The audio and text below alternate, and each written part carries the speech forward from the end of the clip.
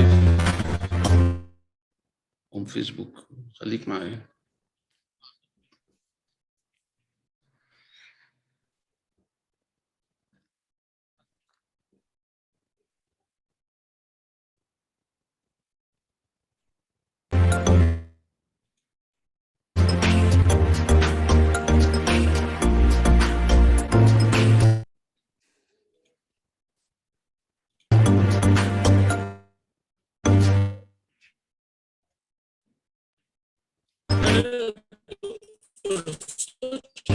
بيذيع دلوقتي.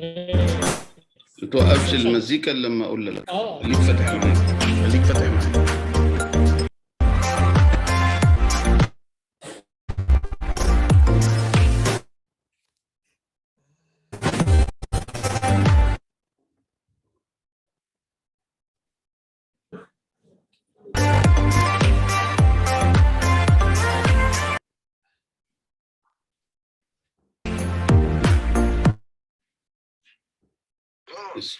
Please join. Please join. Hi.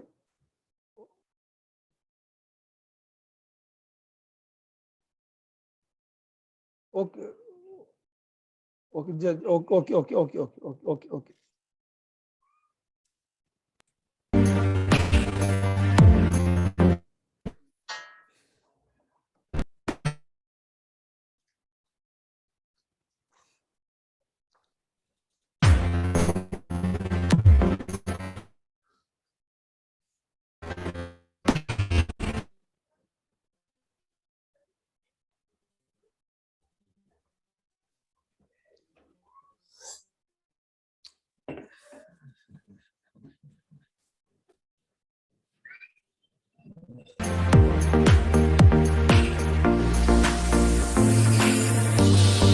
Hello. Hello नहीं आपने join कर लिया? انا سامع حضرتك كويس. मैं वो कर देंगे we will do that.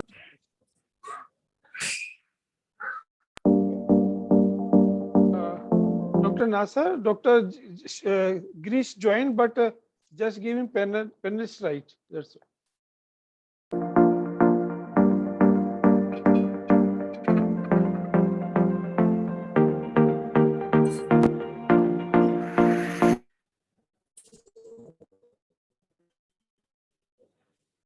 طيب ماشي.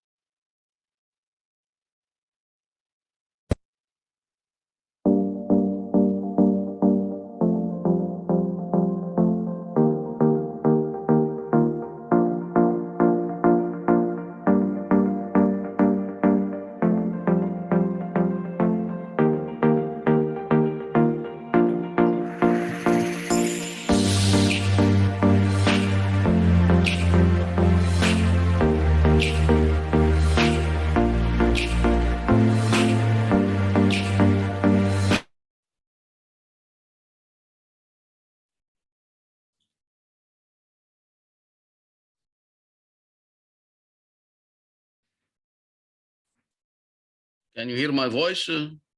Yes. Okay. Dr. Grish has joined. Just allow him for sharing the screen. Okay, we for are this, now live. The panelist. Yeah, We are now yeah. live. We are going to start, ladies and gentlemen. It gives me great pleasure to welcome you in this series of webinars I'm organizing as treasurer of the World Federation of Neurosurgical Societies in collaboration with the Egyptian Society of Neurological Surgeons and the Continental Association of African Neurosurgical Societies, the CANS. Important to tell you that with my team, we already organized 50 webinars. 15 out of these webinars were educational WFNS symposium. Our last webinar, webinar number 50, it was held on Friday, 6 August 2021. And it was a webinar about the minimally invasive lumbar spine surgery. Actually, it was a collaboration between neurosurgeons and orthopedists. It was a successful webinar.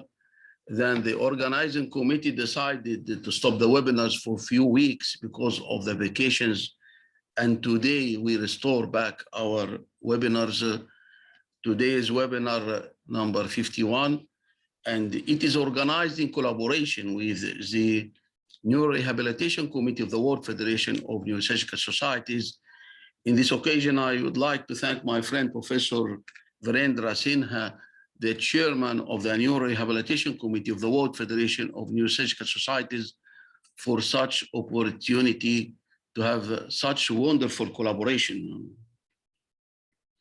Introduction. Ladies and gentlemen, rehabilitation is an important, indispensable part of neurosurgery. I always believe that collaboration between neurosurgery and rehabilitation is crucial.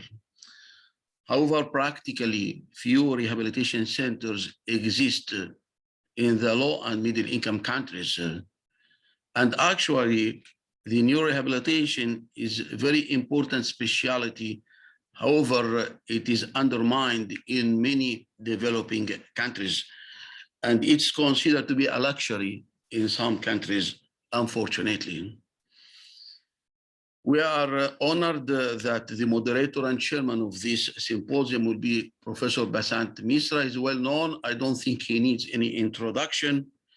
Let me welcome all our keynote speakers. I will go by the order by which they speak. Professor Girish Menon, he is chairman of the Neurosurgery Department, Kasturba Medical College, India. Professor Rongrong Lu, she's affiliated to the Department of Rehabilitation Medicine, Fudan University, China. Professor Massimiliano Visucci is professor at the Department of Neurosurgery, Catholic University, Rome, Italy, and he's a co-chairman of the Neurorehabilitation Committee of the World Federation of Neurosurgical Societies. Professor Wan Tu Su, he's professor at the National Neuroscience Institute in Singapore, and he's president of the Asian Australian Society of Neurological Surgeons. Professor Russell Andrews is professor at the Department of Neurosurgery, San Jose Hospital, California, United States of America. Professor Lynn Lucina, she's consultant neurosurgeon from Philippines, and she's chairperson of the Philippine Board of Neurosurgical Examiners. Professor Maximilian Mehdorn, he is chairman of the Department of Neurosurgery, University of Kiel, Germany.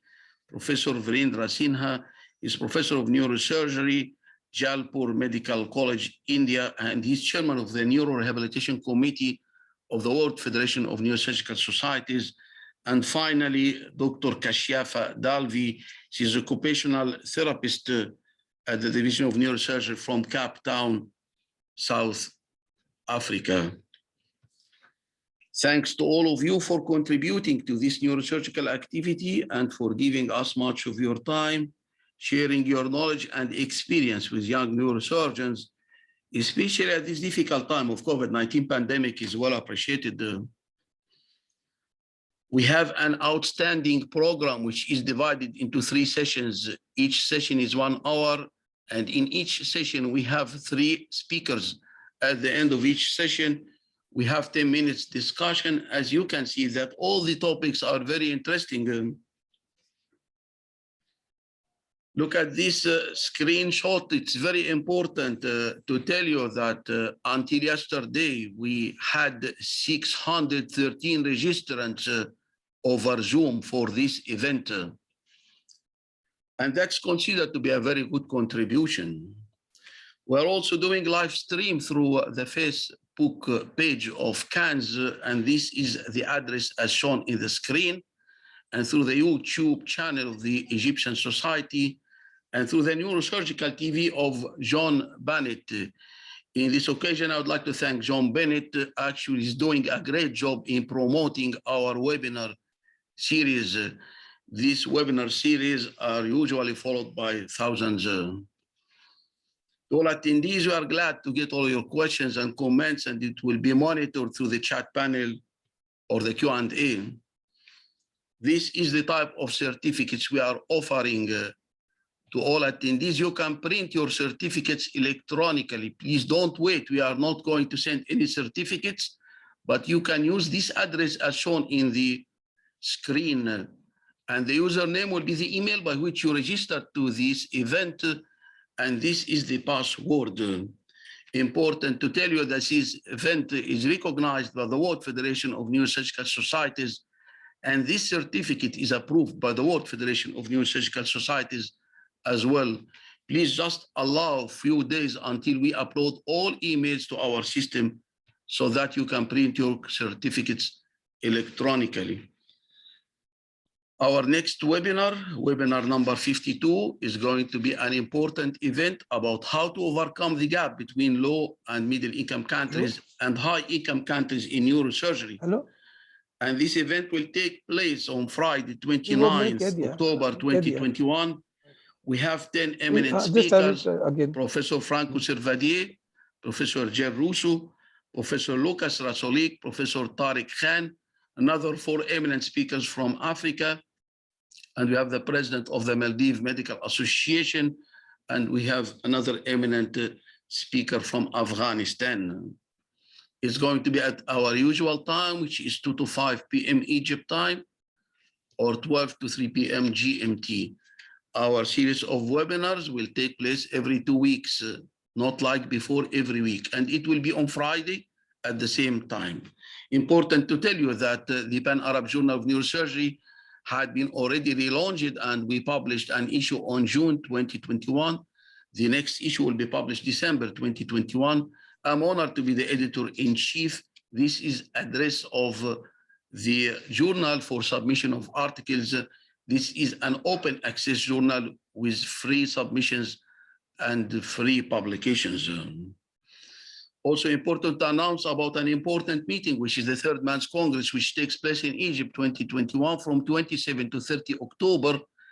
And I will be the president of this Congress and the president of the Mediterranean Association of Neurosurgical Societies is my friend, Professor Alberto De Litala. All of you are invited. I think it will be a good opportunity to visit the Egyptian Museum together. Thank you very much. Now I give the talk to Professor Virendra Sinha, the chairman of the Neurorehabilitation Committee of the World Federation of Neurosurgical Societies, to say his welcome note.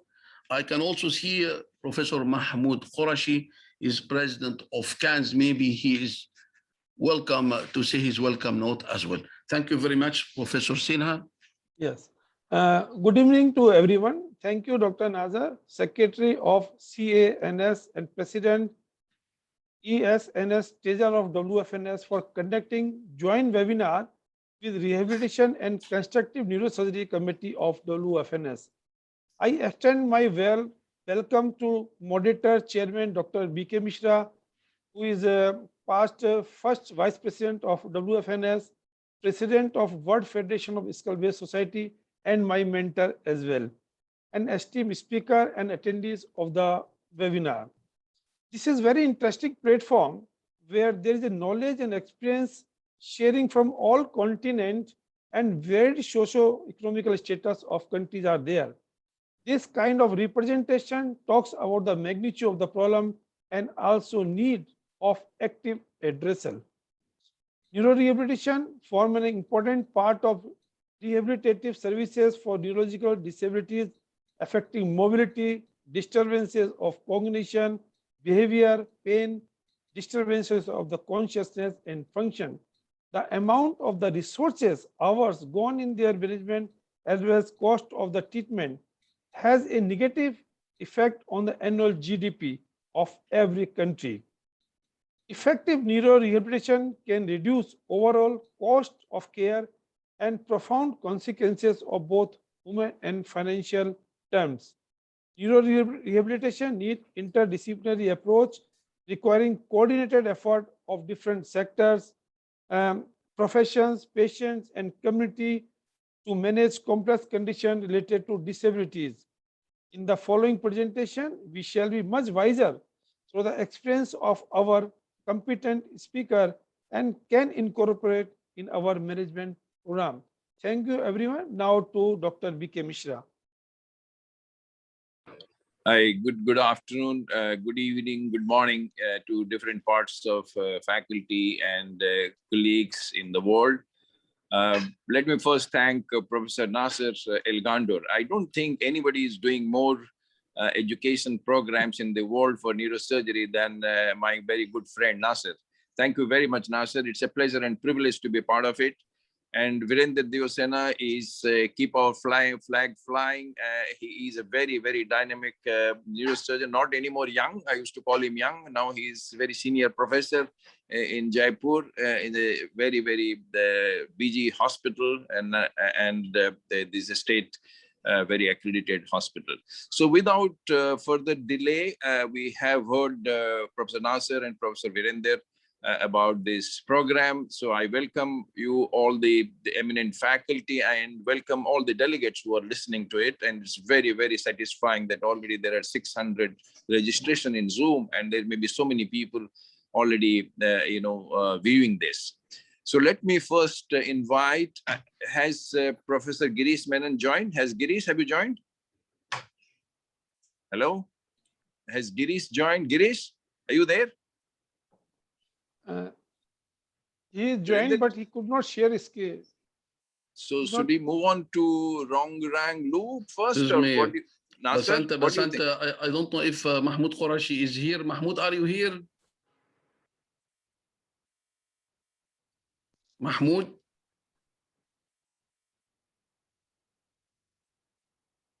Okay, please, Basant, proceed. So Sorry about Girish, interruption. Yeah, doctor. Yeah, he joined. Mahmoud Qureshi, not as a panelist. He joined as a he's not. There is a chat box. There is something there. Anyway, Nasser, I think Girish cannot share his screen. He need to your IT team has to help him. But can we move on to the next speaker in the meantime? What do you say? Basant, maybe he tries again. I think now he can share. Girish, are you there? Would you unmute yourself, please, Professor Girish? There are a couple of chat moments. Rong Lu also says he doesn't have the address to join. He is already in the panel and he is allowed to share screen. Okay.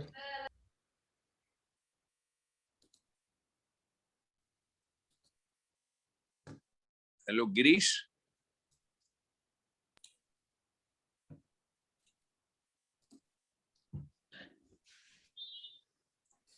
I don't see him, Nasser, in the panel. I don't see him here. Okay, just 1 second. I will check again.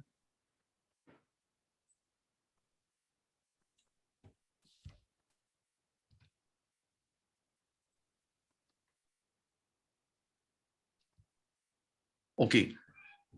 I think he is not in the panel. He was in panel, now he is not. And he is not among the attendees. You can proceed with the second speaker. Oh, Girish has joined. Now he joined. Nasser, he has joined. Okay. Girish, can you unmute yourself, please? Girish, unmute yourself. I see his name, but he's not his photograph, but he is in the panel now. Okay, let me check this out 1 second.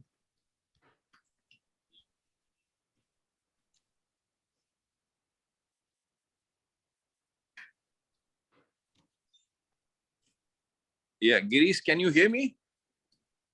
Hello?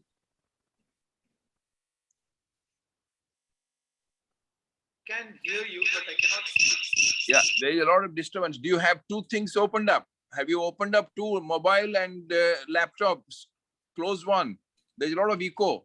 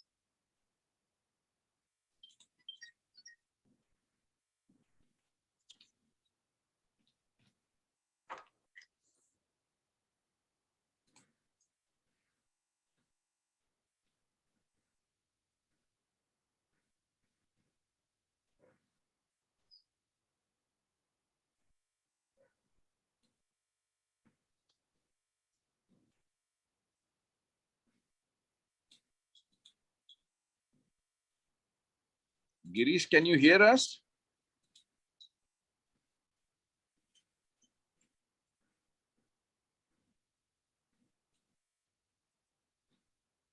Nasser, it may be better we go on to the next Yes, talk yes, and you we are can right. do the You are talk right. late after Ye- this. Is Yes, that you are okay? right.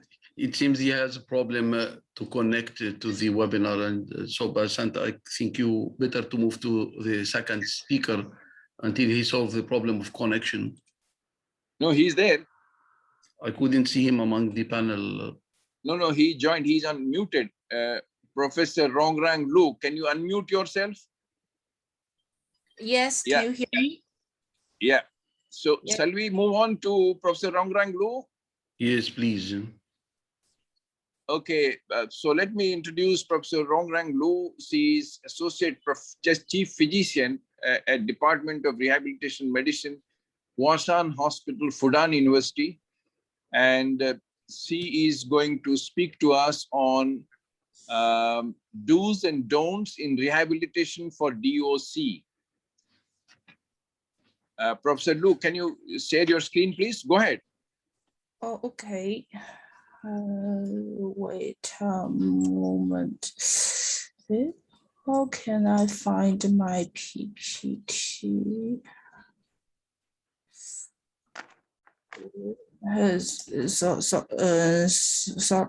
Sorry, I will find. Just wait a minute.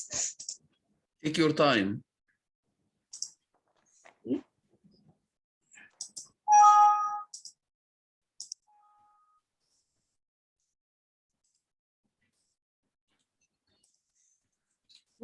How I can share my with my screen. Find it. Can you see the screen? Can you see the PPT? Yes. Just coming. Yeah, yes. Okay. Okay, so sorry for good night and good afternoon. My name is Lu Rongrong. I come from the Rehabilitation Department, Huashan Hospital, Fudan University. It's a very honor for me to have this chance to share this topic with you. So the topic today is do's and don'ts in rehabilitation for DOC patients. This is the character of my case, Mr. Jin. From this picture and the video, Mr. Jin is very energetic, and you can see that he can actively participate in the training at his home. But can you imagine that several months ago, what kind of condition Mr. Jin is? So let's go back to see the whole story. So this is Mr. Jin when he first admitted to our hospital. At that time, it was 7 months after a traumatic brain injury, and he got disorder of consciousness. And from this picture, he is not so well, and he looked quite ill. He has multiple tubes with him. So what happened to him? On May the 6th, 2020, he had a car accident and his head hit on the ground. He immediately lost consciousness and his right ear was bleeding. Then he was sent to the local hospital, and at there they performed an emergency tracheotomy. His pupillary light reflex that time was blurred, and the GCS score was 1 tracheotomy and 1.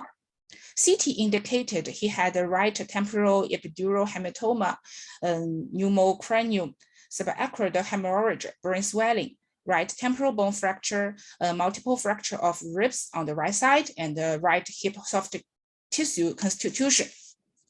And he had received emergency surgery. He had a right temporal craniotomy and decompression. The hematoma was evaluated. After the surgery, he also had multiple medical complications such as shock, repeated fever, respiratory failure, etc. And then he got comprehensive treatments such as that. Fortunately, after a month therapy, his vital signs were stable. And on June the 7th, he was referred to our rehabilitation hospital because he still has DOC at that time. So this is the CT after the surgery. You can see the diffuse brain swelling and axon injury. This was the treatment he received at the local rehabilitation hospital. So we can see this is a comprehensive treatment protocol. He received the drugs such as neurotrophy, antispasticity, epilepsy prevention, and the drugs which can enhance the brainstem ascending network activation system. He also had anti-infection antibiotics, and he has drugs which can aiming to improve the balancing the automatic nervous system. He also received comprehensive rehabilitation therapy, like focusing on motor impairment, sensory stimulation, etc. He got acupuncture, and he also did hyperetic oxygen therapy. Although he received so much drugs and therapy, but after 6 months, his level of consciousness did not improve significantly. He was diagnosed as vegetative state. Because he was quite young, his family members didn't give up.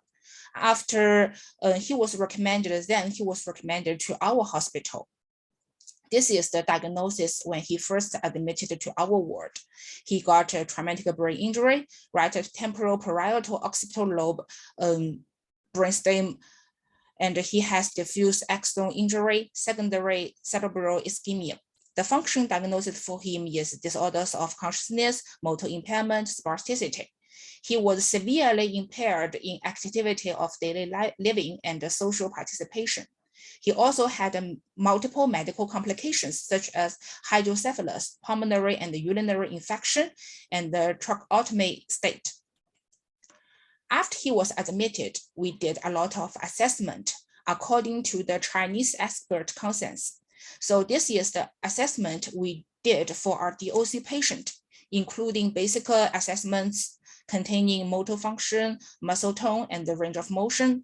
We do behavior assessment. We use CRSR and WIM.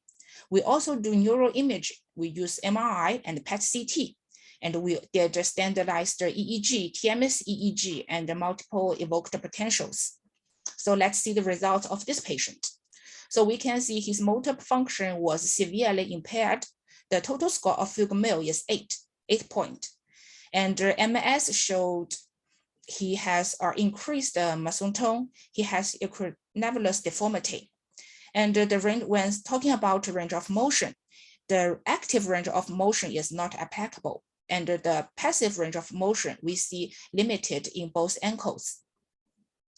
And both CRSR and WIM indicated he was in a vegetative state. The CT showed a large low density lesion in right temporal and the parietal lobe with scattered low density lesion in portine and the midbrain, which indicated the possibility of earlier brain herniation. We also did PET-CT, which showed the metabolism of the affected cortex is significantly reduced. Young classification of standardized EEG indicated class 4, alpha coma and theta coma. And we do MEP, SEP, and BAEP. The evoked potentials results is quite acceptable. We also did TMS EEG, and we calculated the perturbational complexity index. The index for him was 43.43. And from this above picture, you can see this kind of index indicated not so bad outcome. We also did HRV to reflect the function of the automatic system. We find he had hyperactivity of sympathetic nervous system. Because this patient had a tracheotomy, we evaluated the swallowing function for him. The dye test was negative, but from this video, you can see that he was not so well cooperated. He can actively swallowing, but after that, he will cough a lot. After these assessments, we set up goals for him. The recent goals was adjusting drugs, treating pulmonary and urinary infection, preventing further complications. And we want to do the tracheostomy decannulation. And we want to maintain range of motion and reduce mast tone. And for long-term goals, we want to further improve his conscious level and reduce the dependency of him. And this is what we do. So based on Chinese expert consensus and the international guidelines, we find that comprehensive rehabilitation was class 1 recommendation. But which kind of model is most appropriate for this kind of DOC patients? We still lack evidence. So, but the comprehensive rehabilitation just focusing on these parts. So I will explain what we do on each items. But besides this, we also find that for DOC patients, we shouldn't only pay our attention on dose. That means we should not only focusing on reconstruction the conscious related brain networks to do the build-ups like the rehabilitation he received before and the neuromodulations. We also should recognize the factors which might impede the recovery of the consciousness. Here we mean don'ts.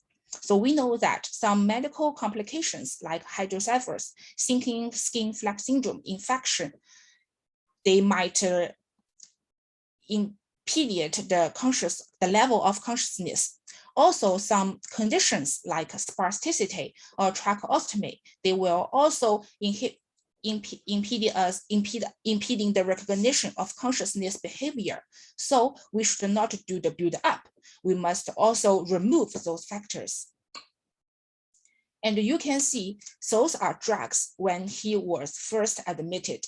Many of drugs like anti-spasticity and preventing epilepsy, and those drugs which balance automatic nervous system, these drugs might inhibit the level of consciousness. So after he was admitted, we immediately reduce the dosage and discontinue use of these 3 drugs. And we also know that infection also might affect the consciousness level. So to this patient, we just increase the antibiotics to further improve his infection.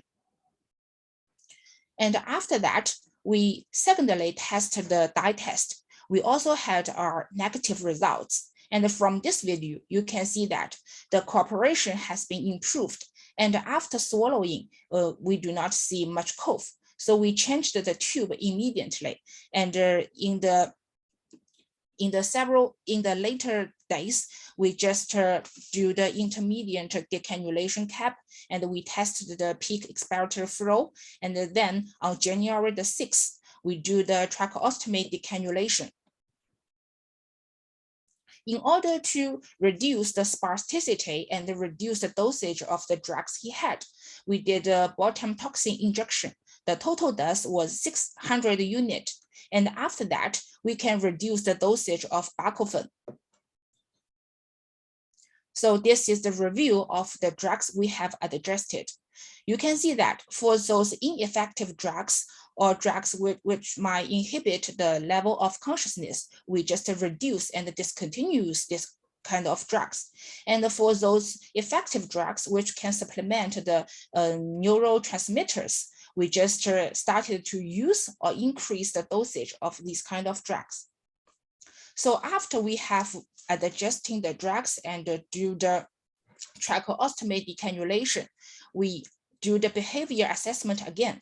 And this time you can see that the score of CRSR has increased and his conscious level also improved from VS to MCS minors.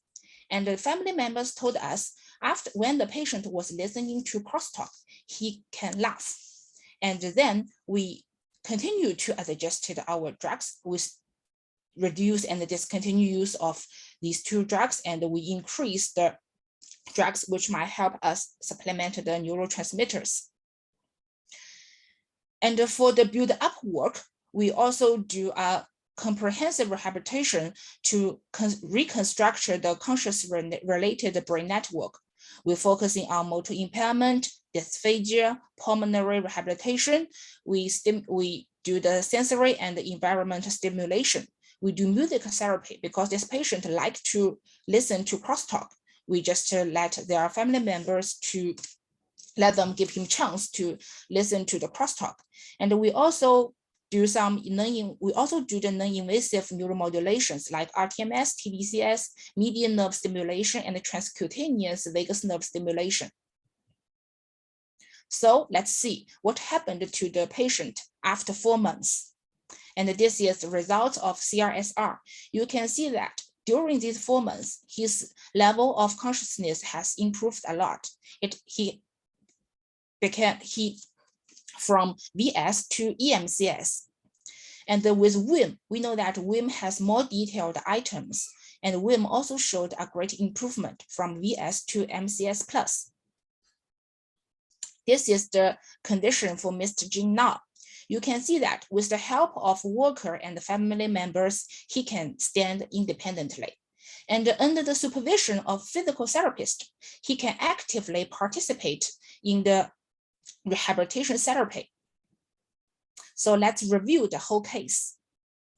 So we know that for DOC patients, we should not only focusing on build-ups, we should also remove the factors which might impede the recovery of the consciousness level, like infection and the tracheostomy, spasticity, and some inhibitory drugs. So these 4 factors exist in our case. And because in the early times, these kind of factors were not removed. So although this patient has received a very comprehensive treatment, he didn't improve a lot. But after these kind of factors was removed, and plus with the comprehensive rehabilitation therapy, these patients has great progress. So we know that to some extent, DOC rehabilitation is comprehensive management of details. And we should, based on our accurate assessment, we should not only looking on do's, we also should pay attention to don'ts. MDT is very important. Not our medical staff, but also the caregiver and the family members should participate in this process. So from the literature, we know that recovery of consciousness has been reported in 2/3 of patients with PDOC following traumatic brain injury. And 1/5 of them will regain functional independence. 18% will demonstrate the employment potential. So by appropriate assessment and treatment and specialized rehabilitation, these patients can have great progress. So let's work together to unlock the chamber of consciousness and help those patients to return to their family life. So thank you for giving me this chance. Thank you. Thank you, Professor Lu. We will come back for discussion after this session. Professor Girish Menon is now online, I'm told. Girish, are you there? Yes, sir, I'm there, very much there. Yeah. Good afternoon. It's a pleasure to introduce Girish, whom I know for last at least 30 years. And he's one of our star neurosurgeons in India, very, very gifted neurosurgeon. His main areas of interest is cerebrovascular surgery, cellular supracellular tumor, epilepsy surgery. He has H index of 16, and he has published many publications 160 plus, and he has 11 ongoing research projects. He is the professor and head of neurosurgery, Kasturba Medical College, Manipal, Karnataka, India. And Dr. Menon is going to talk on rehabilitation following epilepsy surgery. Girish, stage yours. Thank you so much, Professor Mishra. Thank you, Professor Nazar and Dr. Virendra for this opportunity. And extremely sorry for the technical hitch which happened in the initial part. Am I audible and visible? Yes. Yeah. Everything is fine. We can see your screen also. Thank you so much, sir. So it's a continuation, I would say, of Professor Lu's talk, because epilepsy surgery, I must say, at least in India, it's still in its infancy. We are just catching up. Actually, if you look at the numbers, we have around 5 lakh patients who are candidates for epilepsy. But if you look at the total number of epilepsy surgeries that happen in our country, maybe less than 500 per year. So there's a huge gap between what is done and what is possible. Unfortunately, again, as happens with all of us neurosurgeons, outcome in epilepsy is kind of revolves around epilepsy control and seizure freedom. There are a lot more to epilepsy surgery than seizure freedom, and unfortunately that is a neglected entity, and that is one area where I must say we are yet to reach Western standards, although outcome wise we are at par with most of the Western world. So I'll just give a brief glimpse about what is possible and what is the gap in this area. And I must confess that on a personal basis, as even if I am involved actively in an epilepsy surgery program, this aspect of outcome or rehab following epilepsy surgery is often neglected, and even in my own center.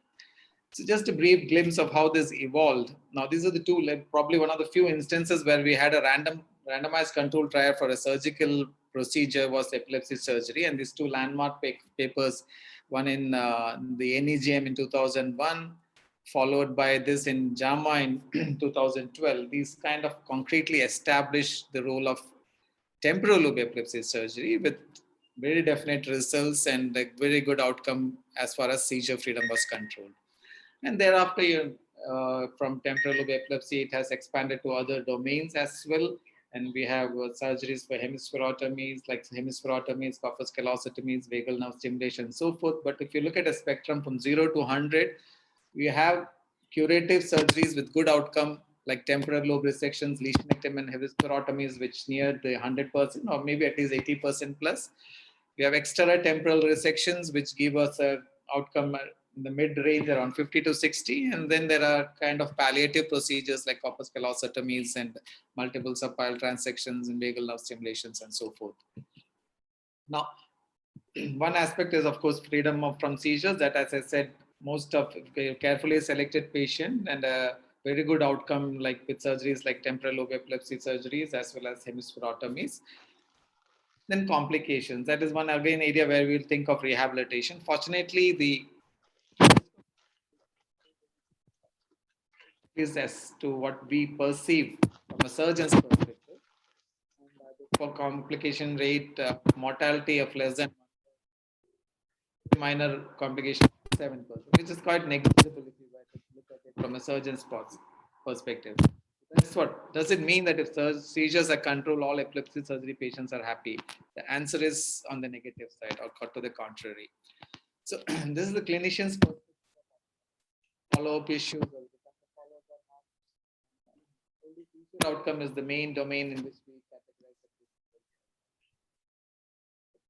the patients or the patients or caregivers perspective. There are so many aspects of epilepsy surgery which is often neglected, and we do not kind of concentrate onto that, right from cognitive problems, and this seizure freedom and seizure freedom, medication freedom. These are the two important parameters, of course, but what is more important to a patient is whether he is independent, whether he is employable, whether he can drive normally, can have a normal reproductive life, and so forth. Whether it's essentially, does he merge with the society? And if you were to look at that particular aspect of epilepsy surgery outcome, I would say we are far lagging behind. And this is what ultimate aim of epilepsy surgery is to improve the quality of life and make the person a productive member of the society. So that productive is the catchword. Whether we are able to do that with epilepsy surgery, and that is the role of rehab is so very important, and I must confess so often neglected. So post-surgery epilepsy outcome, seizure outcome, as you would see here, is just 20% or 1/5 of the total outcome of an epilepsy surgery patient. And unfortunately, that is what we concentrate on. There is this whole domain of psychological outcome, psychiatric outcome, educational outcome, occupational outcome, and of course, the quality of life. So what are the challenges which we encounter? So this is again something which we seldom discuss, the burden of normality. A person who is used to epilepsy, who's used to be given too much of care, who is restricted from all kind of activities, whose education has been hampered, whose employment has hampered. Suddenly when he's seizure freedom, he often is not able to cope up with the society and the peer pressure.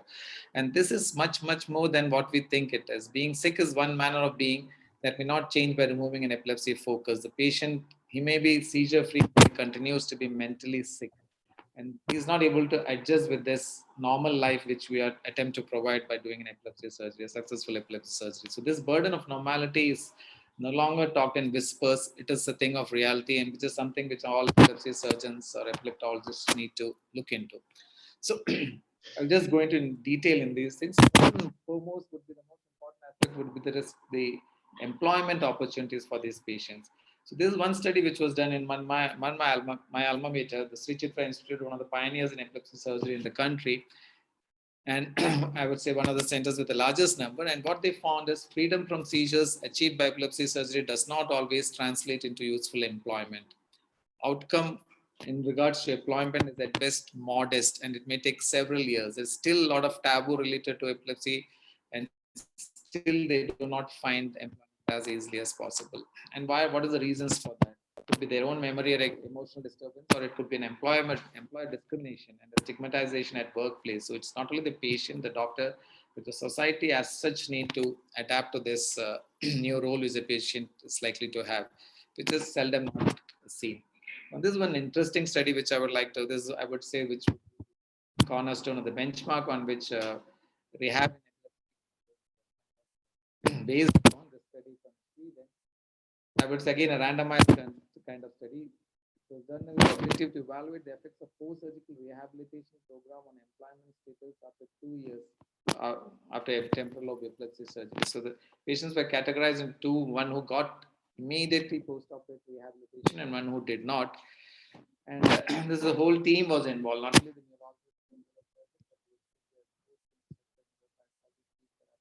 neurologist, psychologists, so forth.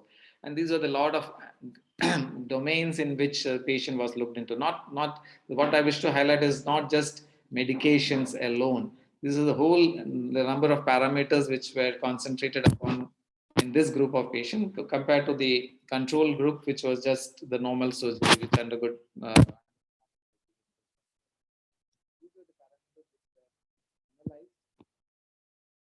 This is what the outcome was. A specialized rehabilitation program with a comprehensive interdisciplinary approach may improve employment outcome after temporal lobe epilepsy surgery. It sounds very there's a lot of effort which goes into this, and this is, I must say, at least in our country, is one area which is often neglected and not given enough importance to. One about employment, second is about memory. And this again is not as neurosurgeons, we are just happy if the patient is able to walk. There are no gross motor deficits. There are some aspects which we just tend to neglect, and you will see the memory decline can be as high as 37%. Memory decline along with lack of seizure freedom and of course the monetary loss makes it a triple loss for some patients, which is almost to the quantum of 12 to 15% in some patients. So memory is one, especially if you look at temporal lobe epilepsy surgery. That's why we're going more and more for selective epilepsy surgeries, which of course reduces the incidence. Next is speech processes, involvement of speech. Again here, this is in fact again studies from our own, my own alma mater, the Sri Chitra Center. And this is post-operative declining naming failure, especially with left temporal lobe surgeries, were almost as high as 41%. was seen in 41% of patients. So you looked at memory, you looked at speech, you looked at employment, then attention disorders, which are again specific to epilepsy, non-specific. The one non-specific is of course which every craniotomy patient, every transcranial surgery patient undergoes, but yes, specific to epilepsy. And this again requires some form of psychotherapy. This cannot be controlled with medicines, as we all know, for which is common to all of neurosurgical patients. So it requires a lot of drug optimization, antidepressive therapy, and of course, cognitive rehabilitation. Cognitive rehabilitation following epilepsy, I'm sure none of the centers, many of the centers, I would say, I must change my phrase, many of the centers do not have focus on this aspect. And the last and not the least, I would say, is visual field deficits. Again, more important with paradoxical disconnection and in temporal lobe surgery. Again, overlooked many of the times because we just look at the gross motor deficits which a patient has, and this is the quantum. A visual field deficit can be present to the extent of 73% in patient, of 73% of patients. And if you look at driving relevance, it is 48%. And that can significantly, lack of ability to drive, especially in Western world, is as good as being hemiplegic or wheelchair bound for many of the patients. And that psychological trauma which a patient has is tremendous following that. Mortality and the risk of suicide. This is an interesting study which suggests that the risk of suicide compared with normal other suicides is almost 13% following epilepsy surgeries. And suicide may occur even when patients have good seizure control. That was what I was mentioning earlier, the burden of normality which these patients have. They just cannot cope up. Sometimes they cannot cope up with the seizures, and sometimes they cannot cope up with a seizure-free life which they are given after successful epilepsy surgery. Then, of course, again, this is often talked in hushed tones and in whispers, whether these patients, after a prolonged period of anti-epileptics and a prolonged period of submissive life, whether they are able to have a normal sexual life and a reproductive life. This again requires some kind of psycho-counseling, which we seldom give to our patients. So what needs to be done? To summarize, we concentrate so much on step one, that is ictal EEG, interictal EEG, MR spectrum, and a magnetoencephalogram, and so forth. But what is more important is we need to give equal importance not only to localizing it to the epileptogenic zone, but a detailed psychosocial analysis. So we have a pre-operative values for all these parameters so that we can work on it, so that this can be provided a appropriate and a customized kind of following surgery. So just conclude, because I think I'm running out of time, 15 minutes getting over. So the take-home messages would be: 2/3 of carefully selected patients become seizure-free following epilepsy surgery, but seizure outcome is only one measure. A more comprehensive approach of outcome is required. Quality of life is best in seizure-free patients, but there's a lot of scope for improving their long-term outcome. Long-term psychosocial and occupational counseling is necessary. The process of rehabilitation, that is so very important, should begin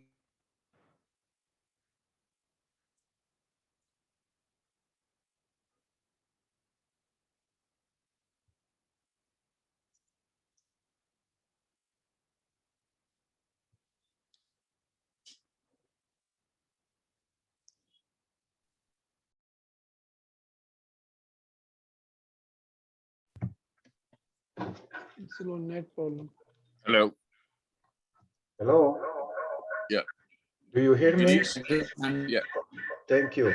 Yeah, we'll have the discussion at the end. So may I now request Professor Massimiliano Vasossi from Italy. He will be speaking on functional neurorehabilitation of neurovascular dysfunction. Professor Massimiliano, please. Thank you. Thank you so much. I need to share the screen, but I think the former speaker should close it. I'll do that. So just a moment. Yes. I have stopped, sir.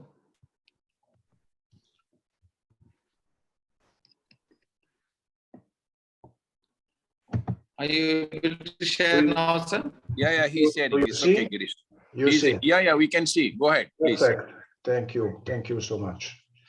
It's a great pleasure for me to share my talk with you during the National Congress of Italian Society of Neurosurgery, which is going on in Milan, Italy. And I take advantage from this great opportunity to stop my Italian job to share with you this outstanding, really outstanding meeting. The topic I have to show and to present deals with an old stuff. We have presented on 2015 during the International Society of Reconstructive Neurosurgery Congress in Cerveteri, whose proceedings were published in this issue of Acta Neurochirurgica. And in that occasion, we presented our former experience on a topic we loved so much during the 19th.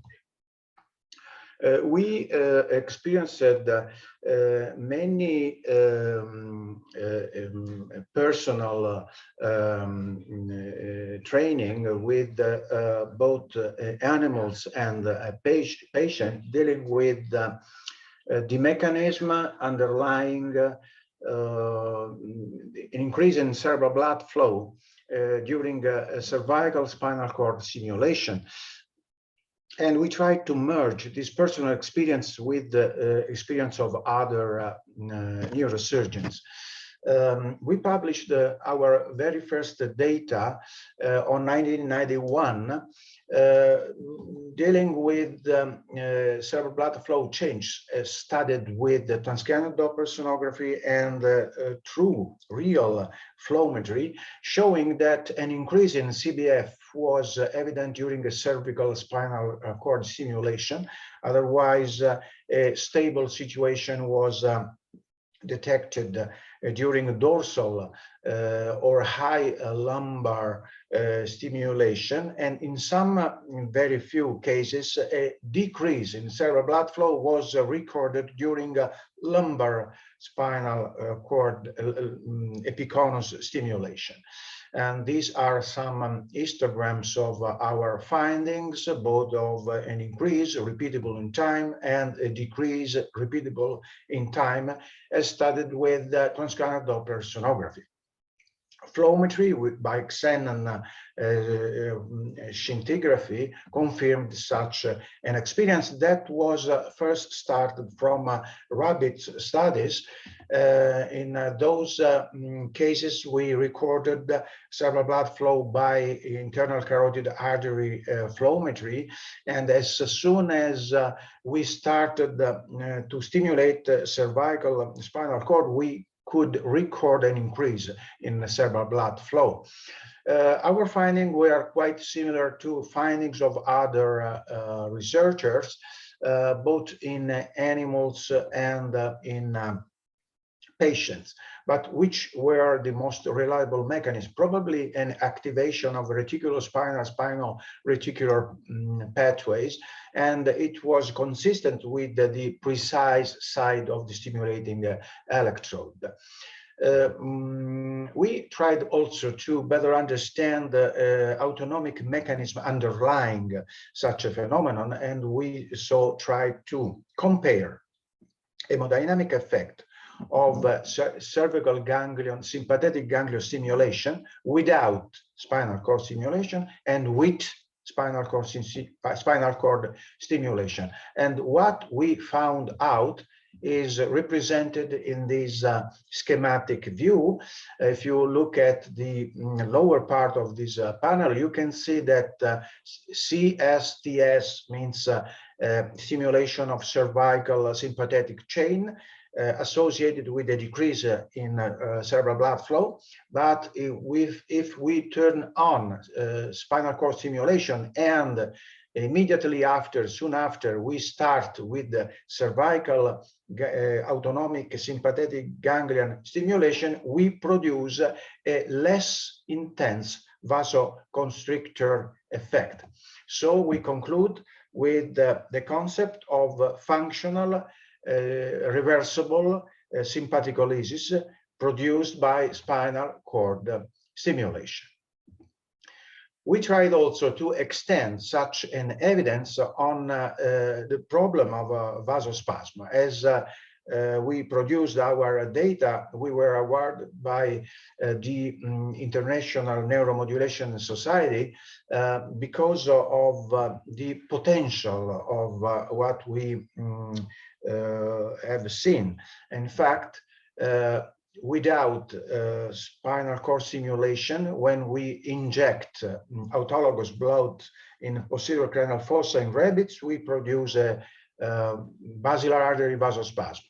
Otherwise, when we inject the same amount of cerebral blood flow, we do not produce any vasospasm during spinal cord stimulation, as started as 20 minutes before the experiment. So we concluded that spinal cord stimulation prevents cerebral vasospasm, and such an observation was considered for some trials in humans with untractable high anti-death degree of subarachnoid hemorrhage. We also extended our curiosity to experimental ischemia, both in rabbit and clinical ischemia in patient.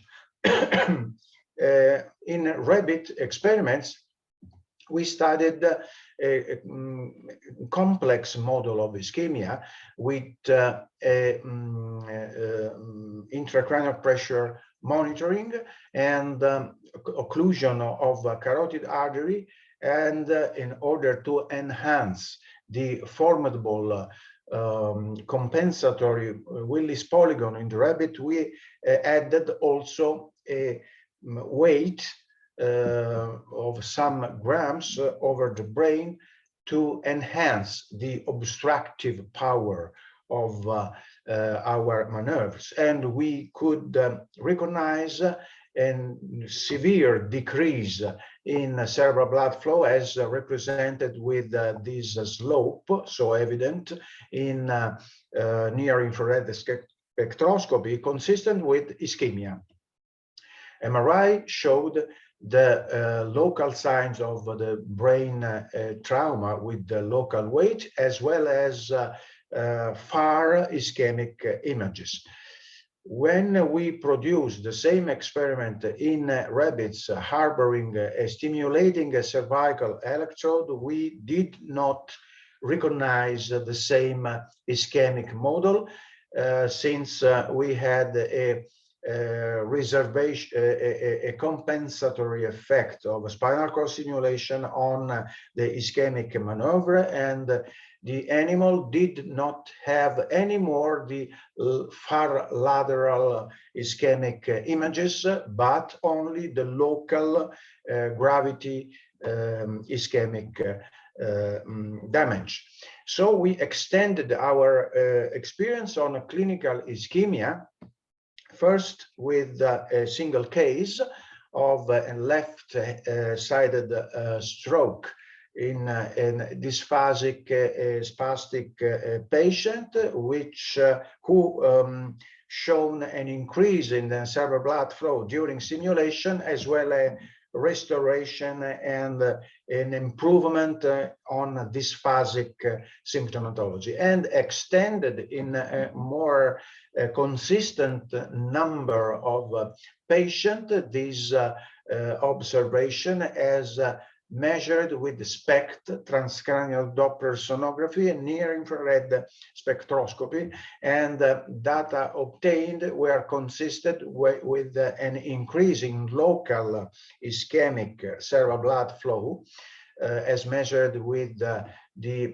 diagnostic tools we have mentioned before. And this is the SPECT, the true flowmetry with xenon scintigraphy, showing a redistribution of cerebral blood flow, especially in penumbra areas, which are our conclusion. Our conclusion are that although no mechanism is clearly responsible for this effect, there is an evidence in redistribution and an increase in normal patient, in distribution in ischemic patient of cerebral blood flow. As a matter of fact, such an observation didn't gain spatial access in clinical practice with very variable data and hemodynamic behaviors. I think that although our data are still related to a past experience, such an evidence should rise up further interest in reopening these challenging and very interesting chapters of research. Thank you so much for your attention. Thank you, Professor Massimiliano. That was a very, very interesting, very high-level talk. Really enjoyed your talk, having my personal interest in cerebral blood flow and vascular neurosurgery. So as the Professor Nasser and Professor Sinha has said, so that we have discussion now. And let me just first take the question answer and then questions and the faculty can answer. The first question, I think the name is not known. What are the selection criteria for the temporal lobe epilepsy surgery? Girish, that's I think for you.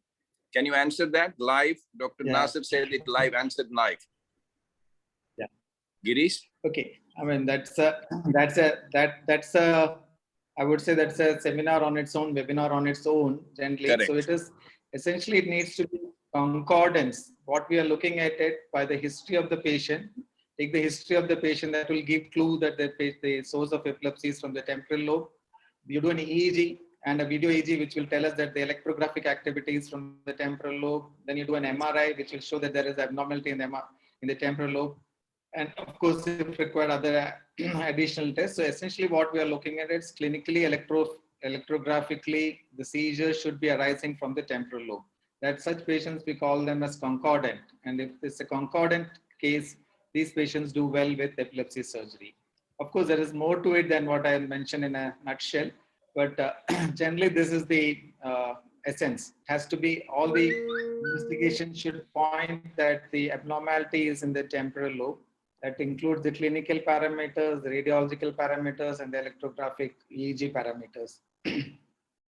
Yeah, Girish, before I go on to the next question, let me just summarize the three talks which was given. Professor Lu showed us very nicely how rehabilitation is important and how, kind of maximizing the efforts and optimizing the drugs, just not only adding drugs, but optimizing the treatment makes a case which is supposed to be hopeless to be hopeful outcome, very nicely demonstrated in her talk. Girish Menon, Professor Menon showed basically the need not only for epilepsy control, but much more beyond that, to have a good quality of life in patients. It's just not epilepsy control, is just not enough, and much more to be done, and how we are still deficient in going that far. And finally, very shortly, Professor Massimiliano, very, very fascinating talk and very interesting data in experimental animal and some clinical cases where spinal cord stimulation has improved the cerebral blood flow. As he said, it's not still widely clinically practiced, though there is data is promising. I think much more needs to be done before clinicians do that, because this is a invasive procedure, and unless until one is very sure that it's going to make enough benefit, just not only increase the cerebral blood flow, but outcome benefit, probably we need some time before the neurosurgeons or clinicians can accept it. So that's shortly the three talks, and now I go to the question by Dr. Gopal, Vinu Gopal. How can awareness regarding all these be created among bystanders? Think a good awareness training module be given to caregivers to bring them to mainstream. So he had asked a question and given the answer. So I don't think there is any need for answer there. Next by Dr. Walter Mia. What do's and don'ts based on accurate assessment in the lower income country, because we don't have much facility for the rehabilitation hospital, from Tanzania. Any one of you can take that. Dr. Lu, I think it will be appropriate for you. Could you answer that first, and then Dr. Menon? Yes, so you can see, although we have used many assessments like PET-CT or TMS-EEG, so these facilities are not so common, but we do these kind of assessments just to give us and the family members confidence that this patient might have a good outcome. But you can, if you do not have this kind of facilities, you can also remove the inhibitory factors which might impede the level of, for example, you can Please mute yourself. Don't talk in between, please. Other people don't talk, please. Yeah, go ahead, Dr. Lu. Sorry, somebody is talking there. Go ahead. Okay, so for example, you can reduce the dosage or discontinue some drugs will inhibit the level of consciousness. Also, you can control the infection. And if the patient have tracheostomy, you can decannulation the tracheostomy. Then after you have removed these kind of factors, maybe sometimes good results might come. So this, I'm not quite sure whether I have answered this question. No, that's a very important question, and it's very relevant in lower and middle income countries. Girish, would you like to address that? Thank you, sir. Two aspects in any subspecialty development, and my answer is pertaining to epilepsy surgery. Again, one is infrastructure development that requires, of course, all modern investigations like an MRI and so forth, intraoperative monitoring and so forth. But more importantly, is skill and personal development. Of course, one is the surgical and the neurological skill which is required for epilepsy. And again, in terms of epilepsy, but more important is what I was talking about in terms of psychology, rehabilitation. And in this particular aspect, as far as epilepsy surgery rehab is concerned, it relates to neuropsych rehabilitation. Now, what low-income and middle-income countries could do is probably develop a good skill bank or resource of patients who need to be trained in particular aspects. So this is one important vocation which, as students, even I would say, even for us, for 2 decades back, this was not a good occupation or not a prospective occupation, which are career for many of the youngsters. So now what low-income group students could do is encourage students or personally interested in this skill to take short-term fellowships in high-income groups, countries where this competence is available, so that they can return and develop this particular area of expertise. So this is an it's as important as I said, learning a surgical skill, or as important as learning EEG reading skills. So the only way which they can do is initially start off by having short-term fellowships in high-income or in better countries where the skill is available, and then go back and probably start these courses over there. So in India, if you could see, especially in our country, you have most of these universities have now all this allied health, along with all medical colleges, you will see a school of allied health science, where all these kind of allied health specialties are taught, which includes physiotherapy, occupational therapy, speech therapy, and of course, neuropsychology and other cognitive rehabilitation techniques. So that's the way I would look at it. Send students for fellowships, training, short-term trainings, get them back to the parent country where they can practice and slowly train others interested in this. It has to be a team effort, no doubt. Thank you. Santa, I can see, excuse me, I can see about 5 participants raising their hands, and IT allowed all of them. If anyone would like to share in the discussion, if you kindly allow them for a few minutes, it will be great. Shall we finish the another 3 questions? Shall we finish that before okay, you still have questions? Okay. Yeah, Thank you, Basant. Thank you very much. Yeah.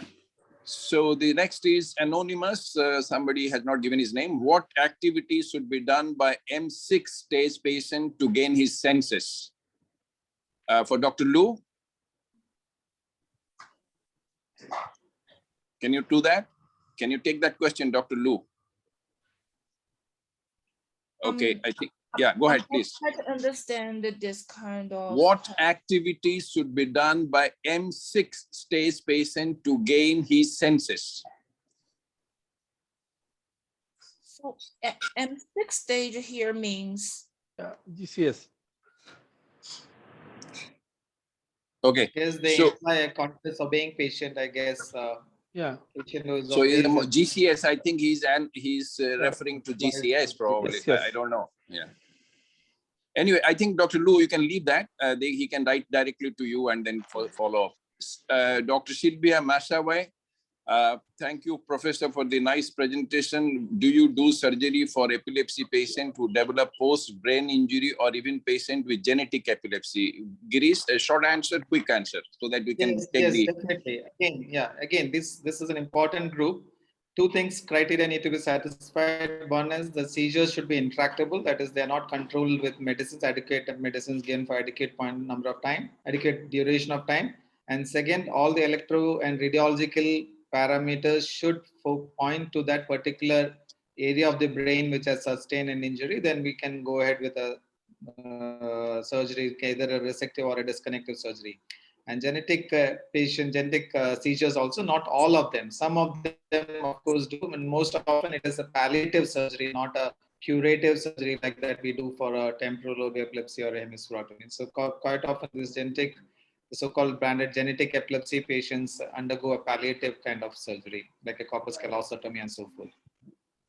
Okay, the last question in the question answer, the question to Dr. Lu, what is the dose of amantadine to be given to DOC patients for how long, and is it dependent on the GCS level? Would you like to address that, Dr. Lu?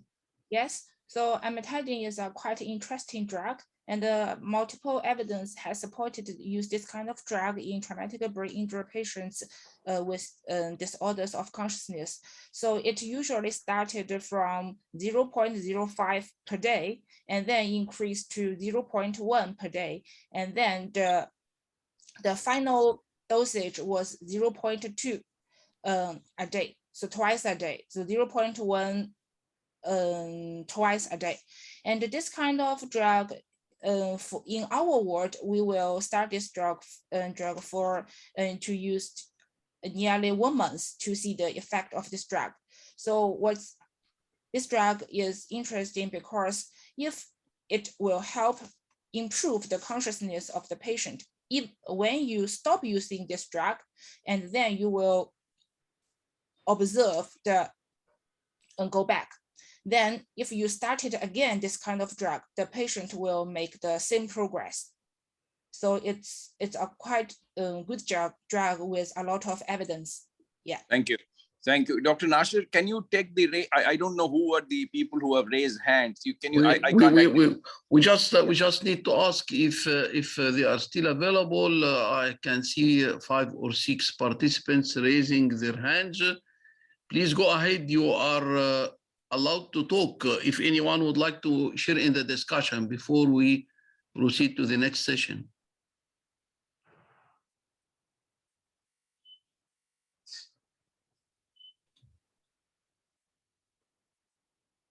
I can see Rita. I can see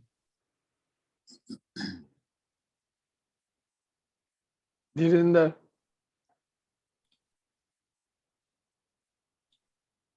Okay, just wait for Hello? a few more seconds. If anyone Hello? would like to share in the discussion. Hello? Who is speaking? Please introduce Yes. yourself. Yeah, Professor Muhammad Zaid. Please go ahead. Oh, hello, Professor Basant Mesra. This is Professor Muhammad Fahmi Zaid from Alexandria, Egypt. Please go ahead. I think we have met so many times. I would just making a small remark. What will be going on about the big topic, rehabilitation on neurosurgery. It is a very important topic, and we are now maybe with Professor Nasser El-Ghandour in Cairo, me in Alexandria, planning to make a cooperative group for international consultation on a spinal case, problematic spinal case. This not include only the neurosurgeon, but the other associated specialty, orthopedic, and the pain therapy from the neuroanesthesia, and of course physiotherapy, which is talking today, very important, and maybe from rheumatology also.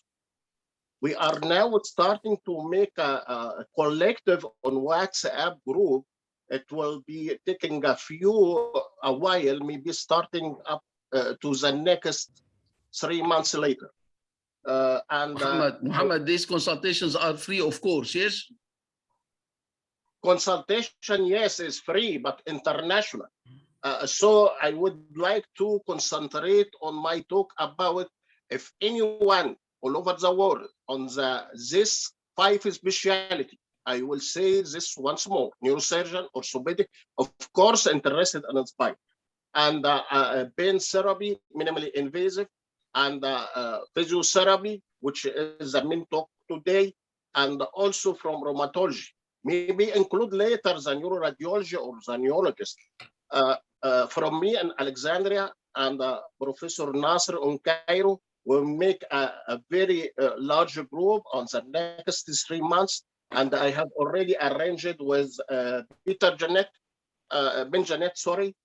to make a channel maybe on the early next year to present a problematic case once a week later on.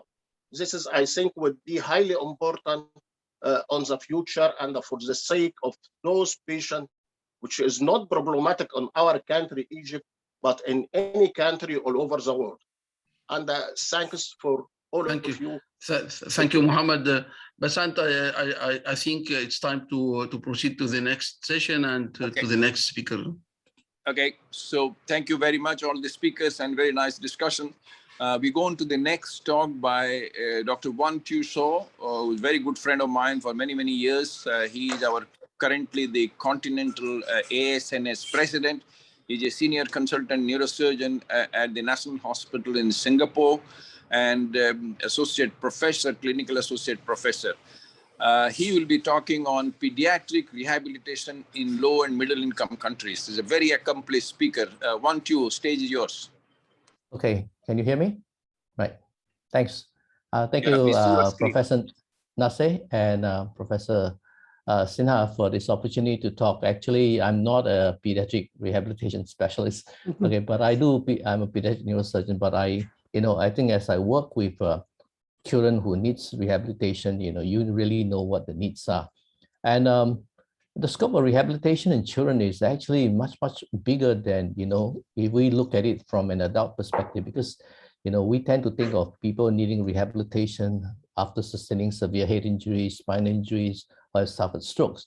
But actually in the pediatric world, this is a small fraction, right? Because children will develop into adults, and then when they sustain some form of brain injury during the development, and this can happen anytime from the fetal stage when their white matter matures and myelination is complete. Now they will suffer some form of developmental delay, which will result in mental and physical disabilities. For instance, juvenile matrix intraventricular hemorrhage is a very serious problem in small preterm babies because the hemorrhage originates from the juvenile matrix from an immature capillary bed. And these patients then may suffer severe intraventricular hemorrhage, and they are at high risk of post-hemorrhagic hydrocephalus, cerebral palsy, and mental retardation. Now, even infants with mild IVH are at risk of developmental disabilities. And you can see in this is a fetal scan showing hemorrhage in the lateral and third ventricle. And this is obviously covering lateral and third. And then again, starting to see post-hemorrhagic hydrocephalus. And then the other condition that is very common you see in pediatrics is the hydrocephalus. And again, there are multifactorial reasons for brain dysfunction and damage in hydrocephalus. There's mechanical stretching, which can physically disrupt the axons, periventricular blood vessels, right? Especially when the hydrocephalus develops acutely. On the other hand, you get a chronic type of hydrocephalus where there's more gradual damage as a result of probably impaired blood flow, particularly in the white matter, leading to a cascade of oxidative proteolytic processes that destroy axons. And of course, when there's rapid brain growth, right, it affects that rapid brain growth in infants because of the associated cerebral myelination and neuronal septogenesis occurring during the first year of life. And all this can be damaged and affected. And of course, the main area is the periventricular white matter, and that occurs again because of ventricular enlargement. And so when we see expansion in severe hydrocephalus, it will eventually cause gross thinning of the cerebral cortex, and as you can see in some of these brain specimens, and of course even in the images that you see in acute, like in this case a aqueductal stenosis with hydrocephalus lateral and third ventricles. And then you get a lot of different types of brain congenital and malformations of brain, like for instance in a Danny Walker malformation, you can see that again hydrocephalus is a problem, but then there may be actual the malformations themselves, the malformation in the brain tissue affecting that particular part of the brain. Like in these type of cases, you see the cerebellum is actually very, very maldeformed. But it's interesting that in some of these cases, when the hydrocephalus is actually treated, the cerebellum starts to actually increase in size. You also see this sort of situation in syndromic multisutural cranial synostosis, where there's hydrocephalus, there's Chiari malformation, the hindbrain is very tight, and even the supratentorial brain is actually very tight, and again, you have to do surgery. And then some of these actually will also develop problems with their visual function and so forth. So in the developing child, there is this process called early intervention, and the early intervention programs that are used to describe services that's offered to babies and young children with developmental delay and disabilities and their families. Right? This could include speech therapy, physical therapy, and other type of services based on the needs of the parents. It's very important when you think about it. So like for instance, you see this kid, he probably has Down syndrome, and he will definitely have some form of developmental disability, although again, even in the Down's group of children, there's a whole range of, a whole spectrum of mental disability. I mean, if you look at it from a child's point of view, if the child by 3 to 4 months cannot lift up the head, you know that this child is not going to be able to turn. And if he cannot turn, he's not going to be able to then sit up. If he can't sit up, he's not going to be able to stand. If he can't stand, he can't walk. So the early intervention programs are such, for instance, in this area, to slowly lead the child to do these things so that they can then take their development step by step. It will be slow, but in many times, it can actually affect their ability and improve them. And therefore, these type of services have a very significant effect on the child's ability to learn new skills and overcome challenges, and hopefully they can have success in school and then in life. And many times, this might be in the form of special school, not the common type of primary education that they may normally get.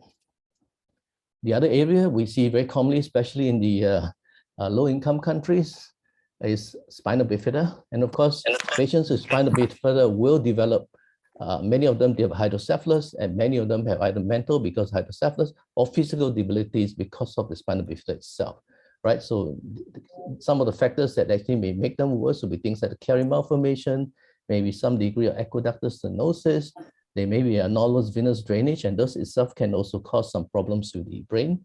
And then presence of other central nervous system malformations, which again can affect. And in a large percentage of patients with open spina bifida, they actually have an IQ of less than 80. So they already will have some degree of mental deficiency. And of course, the physical disability is great, right? Depending on the level of the lesion, right? They may have impairment of lower limbs, and they may require just walking aids or even a wheelchair for ambulation. And majority of them, actually all of them, will have double incontinence, and they have to live with the stigma of sometimes poorly managed neurogenic bladder because they may not have good urology care. And so they have stained clothing, smelly urine, fetal odors, and then many of them actually die early from renal failure. And of course, not only just these congenital anomalies, you will also find that even after brain tumors, classically, you see that in medulloblastoma resection, right? I think we've done a lot of success in actually treating patients with medulloblastoma with virtually surgery to remove most of the tumors, and then followed by craniospinal irradiation and chemotherapy. And actually, this has transformed a universally fatal disease into one with an approximate cure rate of 70%, and in some centers, even 80%.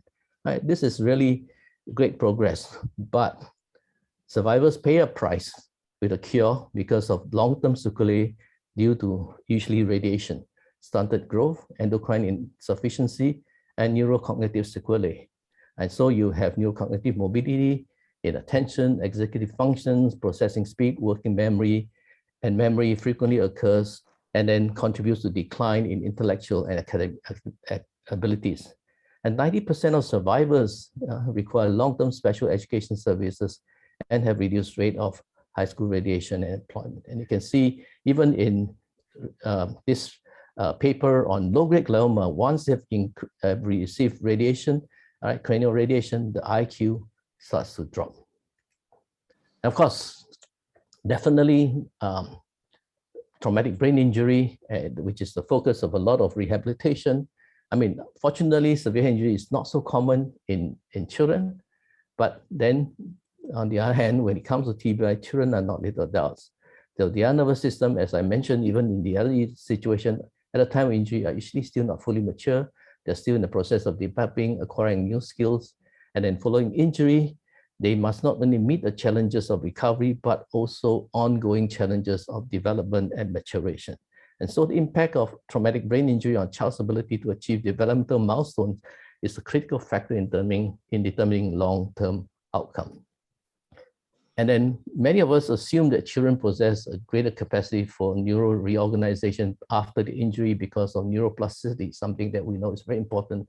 And therefore, the younger the child, the better the outcome. But we now know that this assumption is seriously flawed because there's increasing evidence that children may be more vulnerable to the adverse consequences of traumatic brain injury than adults. So apart from injury severity, pre and comorbid factors, age, and the developmental stage at the time of injury have great influences on subsequent recovery. And of course, we see greater mortality and disability in the very young infants and toddlers compared to older school-going children or adolescents. And definitely functional recovery has also been observed to be related to age. And so when you look at the type of deficits that children with severe traumatic brain injury suffer, it's a whole spectrum, including arousal, alertness in very severe ones, orientation, attention, intellectual functioning, memory, expressive, receptive language, motor skills, visual perceptual, visual spatial disabilities, construction skills, executive and self-regulatory skills, and academic skill dysfunction. And many of these deficits can persist even though they physically recover. So we know that these are the leading causes of death and disability in children, young people. Right? So for many of these who survive these disorders, quality of life are affected, and their family experience the need for significant burden of care over the child's lifespan. So it's important to have rehabilitation services to provide the necessary experiences of stimulating neuronal plasticity. And it does that, through an interdisciplinary approach, because the doctor, the neurosurgeon is insufficient, right? You need a whole team of rehabilitation physician, pediatrician, physiotherapists, occupational therapists, speech language therapists, psychologists, rehabilitation nurses, and the social worker, right? You need this real big functional team to provide individually tailored training so that you can allow these children to re-experience life and face life's challenges again. So the greatest benefit from rehabilitation, therefore, is seen in children who receive rehabilitation early, as soon as the injury. And these patients are found to have a reduced level of impairment, disability, secondary complications, and better long-term function outcome. Even during the hospitalization, right, you still need to continue education if that's possible. So you might need to even have a temporary school, temporary teacher, right, to help these children and family understand and manage, and then prepare them for when the day they are discharged from hospital. A lot of time, treatment, especially therapy, needs to be structured, goal-directed, and of sufficient frequency to return the injured children to their full function. And of course, a central point of contact is required after the hospital discharge so that they can get further advice, reassurance, and to coordinate ongoing care. Now, it must be remembered that, whatever therapy that they're getting at the physiotherapy session or the speech therapy session is insufficient.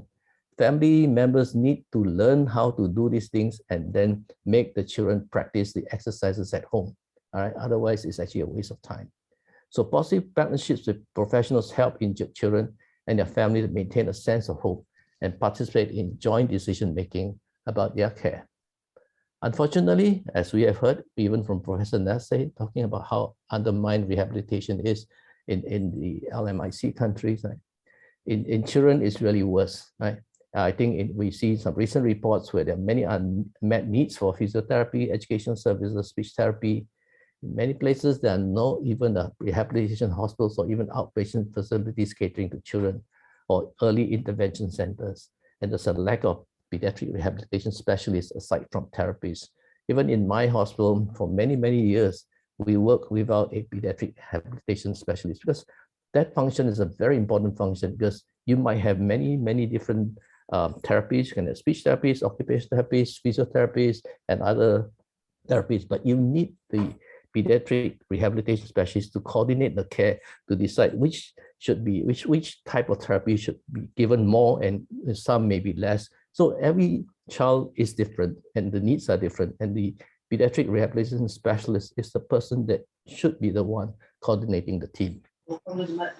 So there's therefore an emergency priority for improvement, right, in many countries, and the need for a strong imperative to strengthen and meet children's rehabilitation needs, because many rehabilitation needs are not being met. And as I said, this is especially so in many LMIC countries.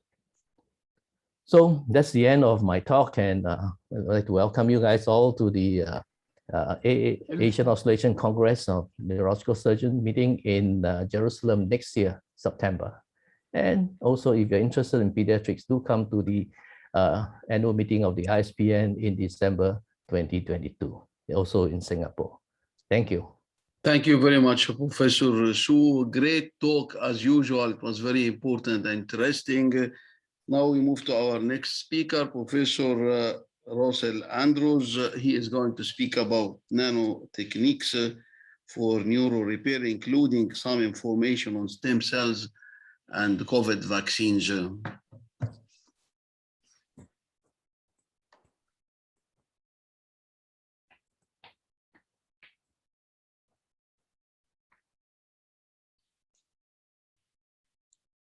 Well, thank you. Can you see my screen? Yes, perfect. Okay, well, great. Well, thank you, Professor El-Ghandour and Misra. It's a pleasure to be here. And hopefully we can encourage some of the younger people to get involved with their basic science people for research that can really help with neuro repair. Well, we're going to talk about the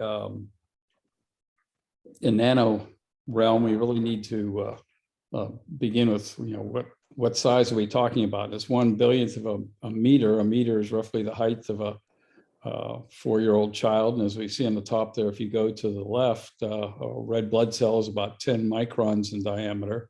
Then when you get down to a virus, you're talking about dozens of nanometers. And that's the realm where most of the action actually occurs. The important thing, though, is that when we're fabricating moieties to intervene with the brain, for example, we're building up by atom or molecule at a time rather than cutting things smaller, as we like to do as surgeons. The two big ideas that I'd like to have you remember here is about nanoscaffolds and the importance of neuroinflammation for long-term outcome following injury to the nervous system. And we're all pretty familiar with this, the reasons why, say, in spinal cord injury, there isn't good regeneration. You get a lesion cavity with scarring. There's myelin breakdown. It doesn't reform. The axons don't have the guidance to re-approximate themselves across the lesion. And so we really need to optimize those recovery situations. So it's a form of physiologic rehabilitation.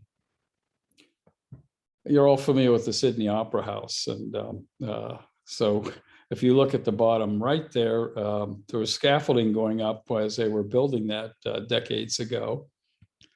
And as you see here on the left, there's the scaffolding of the building of the Sydney Opera House. And on the right is a nano scaffold for neuro repair. And we'll talk a little bit about that. This is an important article we'll return to a little bit later, but the point now is there's a animal model with a stroke, and you see the cavity, and they've injected this hydrogel or self-assembling liquid that becomes kind of a gel that can guide axonal recovery. And one example of this, here's an animal model of a rodent model where they've caused an intracerebral hemorrhage. And then you can see the various treatment options there are nothing, injecting saline, or injecting this self-assembling peptide. It's 4 amino acids which coalesce into a clear liquid, but interesting, has a rather beneficial effect, as we'll see in the next slide here. You can see, I won't go over the histology on the left side, but if you just look on the right, the various groups are the intracerebral hemorrhage, just aspirating, injecting saline, or injecting this solution of amino acids that forms a scaffold. And there's the benefit just from aspiration, a number of neutrophils, but when you look at microglia and macrophages, and we'll be talking about those in more detail in a few minutes, it's really the self-assembling nanopeptides that makes a big difference in the acute response, the pro-inflammatory response. And similarly, in the bottom, you see apoptosis is markedly reduced as well. And most importantly, you can see there's actually significant improvement in the clinical outcome in these animals. We don't seem to be advancing now. Whoop, there we go. It advanced twice. Okay, let me go back. Okay, this is another example using the same material, but this is in a hamster model where they actually cut through the superior colliculus, if you see on the left there, and blinded the animals. And if you just focus on E and F, that's 1 month after the injury was caused, and E is the controls, and F is the ones that had this peptide injected. You can see a huge difference in the recovery, and actually 3/4 of these animals recovered functional vision. So really quite an amazing repair following a sharp injury.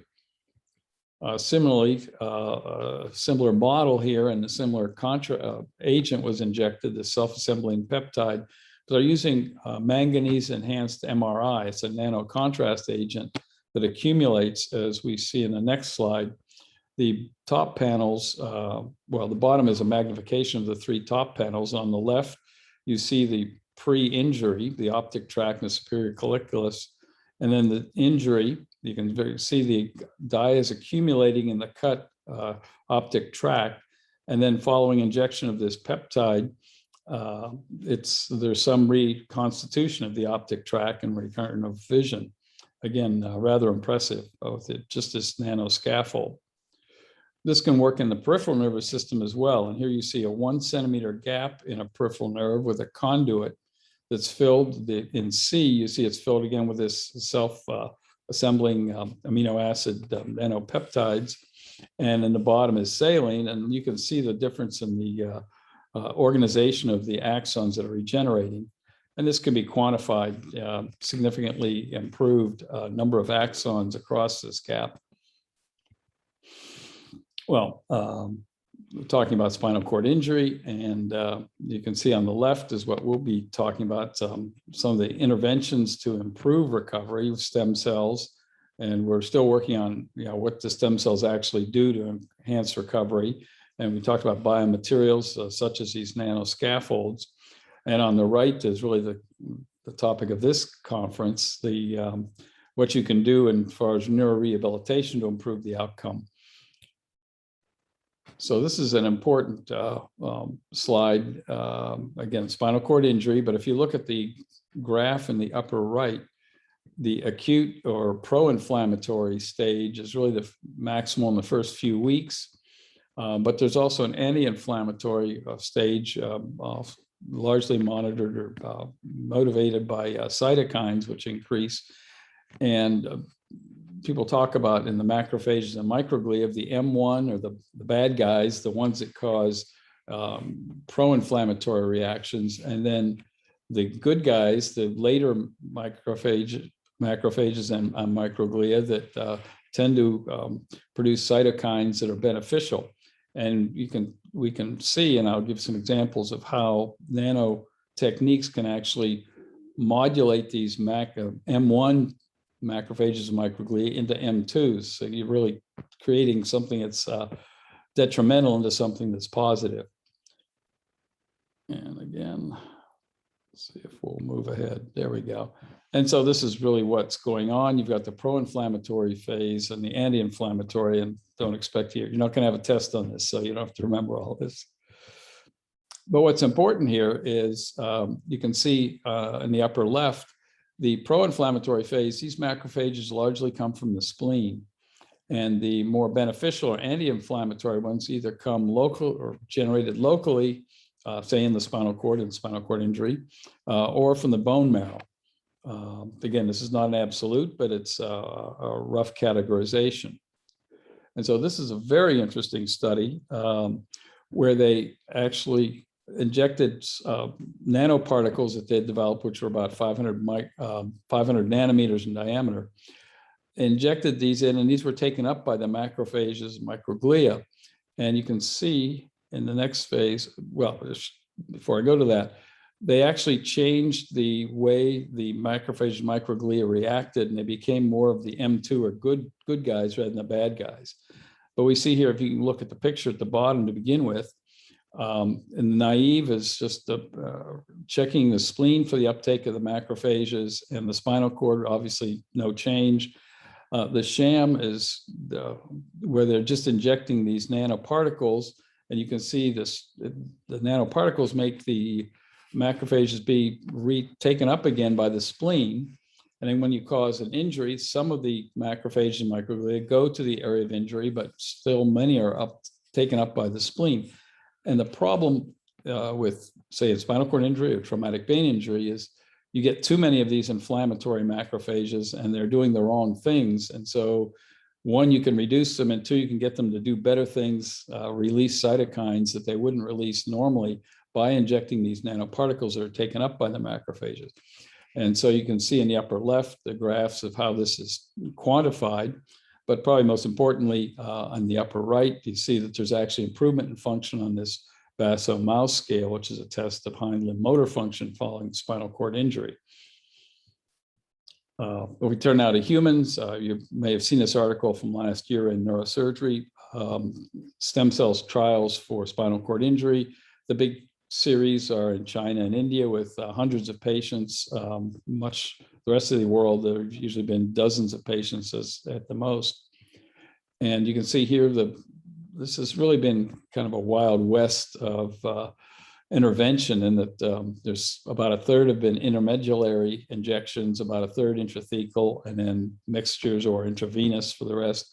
And only about a third had rehabilitation afterwards. And probably the benefit, which unfortunately is quite modest, particularly in the studies in China, maybe largely due to the very intense rehabilitation they do, more so probably than the stem cell injections.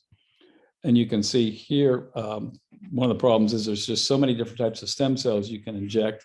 The neural stem cells, mesenchymal, embryonic ones, Schwann cells, olfactory and sheathing cells.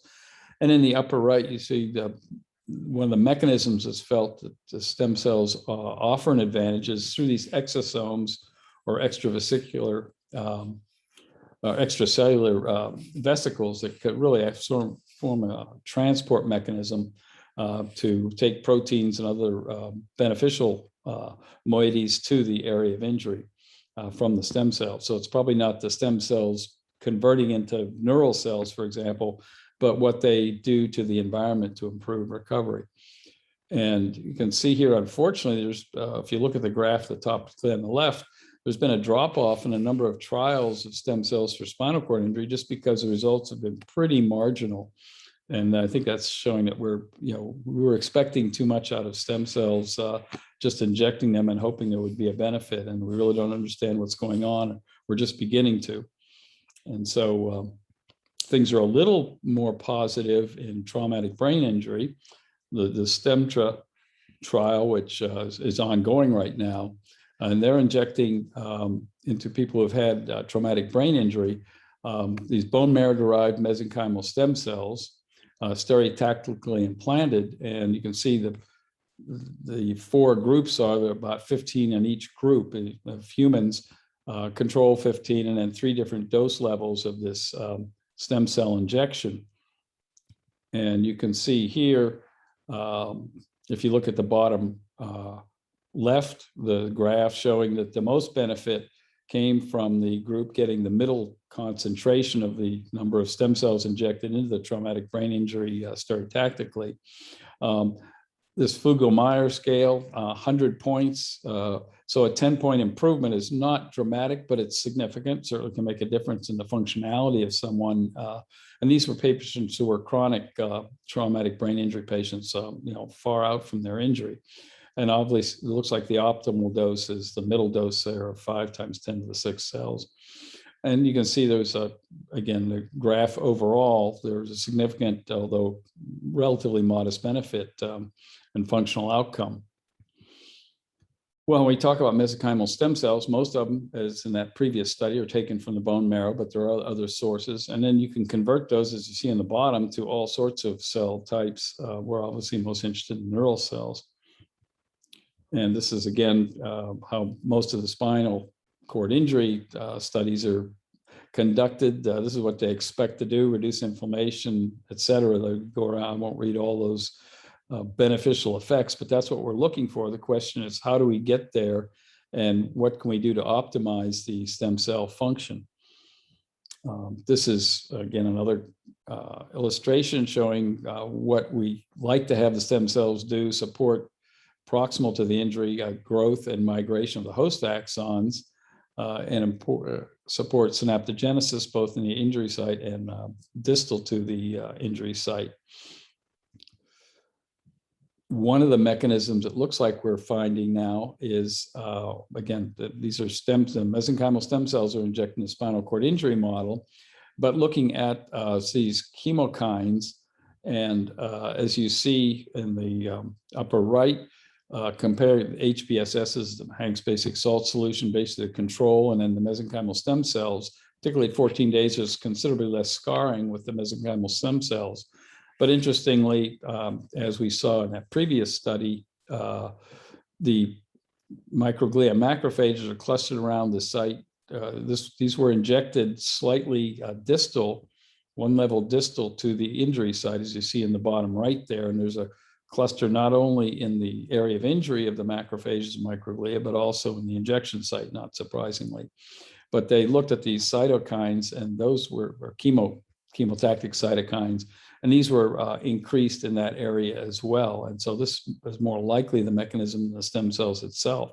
As you know, most of the studies of stem cells for whether it's stroke or spinal cord injury, there's not a very large survival of the cells themselves. So it's some other mechanism. And as we see in the bottom left, there is a functional improvement from this. So there is some benefit in this model. Well, we talked about exosomes. This is just an illustration of what's happening there. It's a way of creating a body, sort of a shuttle, that can take proteins or nucleic acids or enzymes, as you see in the center there, from one cell to another, from the source cell to the target cell. And this is increasingly becoming a mechanism that we suspect that stem cells and a lot of other interventions benefit spinal cord injury and traumatic brain injury. And if this will advance. Oh, I think we missed one here. These exosomes, or extracellular vesicles, are really hitting the forefront now. You can see they've been being used in cardiac repair, wound healing, tumor treatment, autoimmunity, TBI, in the bottom left for disc disease, and in the bottom right for COVID. So really, they're a real up and coming aspect of repair. I think we skipped one. And this is a proposed model now. And again, you see here two different types of these EVs or exosomes. One is genetically engineered and injected. And so these are cells that will produce the exosomes within the animal model or the human. And the other way of doing this is producing the exosomes and injecting those, as you can see, intravenously or subcutaneously, or direct injection. And again, the benefit they're postulating, as you see in the bottom right there, all the good things we'd like to have happen. Well, this is what they're proposing to combine. the exosomes, the benefit of exosomes with these hydrogels or the nanoscaffolds we saw earlier, using the nanoscaffolds, which are oftentimes largely lipid in construction, to result in a sustained release of the benefits of these extracellular vesicles or exosomes. And so that's one of the problems. You inject them, and you can't really inject them continuously, but you'd like to have a continuous benefit. And we use the hydrogels as a way of modulating for sustained release. So an interesting combination of two different nanotechniques for benefit of injury. Take this one step further. We saw where the macrophages, microglia accumulate in the area of injury. You want to be able to direct your treatment to the area of injury. And so this group is taking the mesenchymal stem cells and then giving them a wrapper of the membrane from the macrophage or microglia. And they call them macrophage exosome mimetic nanovesicles. They basically have the macrophage outside, so they'll tend to go to the area of injury much better than if they don't have this coating, so to speak. And you can see here, fairly dramatic, if you look at the picture, gross picture in the upper left, if you just inject the nano vesicles, they don't do a whole lot of good, but if you encapsulate them in the macrophage envelope, they do considerably better, as you can see in the illustration at the bottom. And functional recovery, again, with this Basso mouse scale for hind limb function, definitely more improvement with this combination of the membrane from the macrophages around the nanovesicle. So I think we're probably getting a little short on time, but these days we want to include a little bit on COVID. You're all familiar with the virus and the spike protein. And you probably have some familiarity with what happens. On the upper left, the virus gets into the cell, replicates, and treatments like hydroxychloroquine and remdesivir can interrupt this to some degree, but not nearly as well as a vaccine. And they replicate, and so the cell exocytoses many more viri than come in on the left. Well, Moderna in particular had been working for years on mRNA-based vaccines, and they and Pfizer, as you know, are a lipid nanoparticle encapsulated. The problem, we know that the mRNA can disrupt the replication process of the virus in the cell and in the human, for example. The problem is getting that mRNA into the cell. You inject it in the muscle or take, hopefully I didn't down the road, maybe take a pill, but you've got to get it through the digestive tract or get it through the muscle into the bloodstream and into the cells. And they found that a lipid nanoparticle encapsulating is really the best way to do that. And that's illustrated here. In the upper left, you can see it's just a schematic of the mRNA inside this lipid nano vesicle that allows it to get into the system. And you can see this paper is actually from a year before COVID struck. And fortunately, Moderna and Pfizer followed along very quickly, use these lipid nanoparticles to get the mRNA into the cell and provide what appears to be the best vaccination treatment so far. So just to conclude, I think the two messages are that we now use nanotechniques to form these nanoscaffolds that can guide axonal regeneration and also can provide a sustained release for other nanotechniques, these nanoparticles that can optimize inflammatory response, convert to macroglia and macrophages from the M1 or bad guys to the good guys in large part, and improve the efficiency of stem cells through the optimizing exosomes. So lots of exciting work, and hopefully we can get more of our clinicians to work with their basic science people. All the major universities should have nano groups that can work with this, and they're usually desperate to work with clinicians. They're really not familiar what the best applications are. And I'm just going to conclude with a little bit, I've been fortunate to work for 25 years now with the people at NASA Ames on several projects, the most recent being with nanotechnology over the last 15 years or so. And in the upper left, you see Aruchi Pandya. They have many students work at NASA in the summers, and some They have postdocs and graduate students who are there year round. But most of them are postdocs, as I said, and some medical students, occasional undergraduates. Well, Ruchi was a high school student. And as you can see there, she's presenting a project she was working on troponins for detecting people with myocardial ischemia, the White House Science Fair in 2015 with President Obama. Interestingly, the reason I put in this little notice about the nanobiotech Montreux that EPFL, I'm sure many of you are familiar with, in Montreux each year. She, when I heard about this, she wasn't, we were working with some of the same people, but I didn't know about her work until after it received its award. I suggested to her, since she was going to be starting university this in the fall, why don't you apply to present at this meeting? And they accepted her, and Caltech, where she enrolled, the California Institute of Technology, actually paid for her to go to this meeting before she had formally started at Caltech.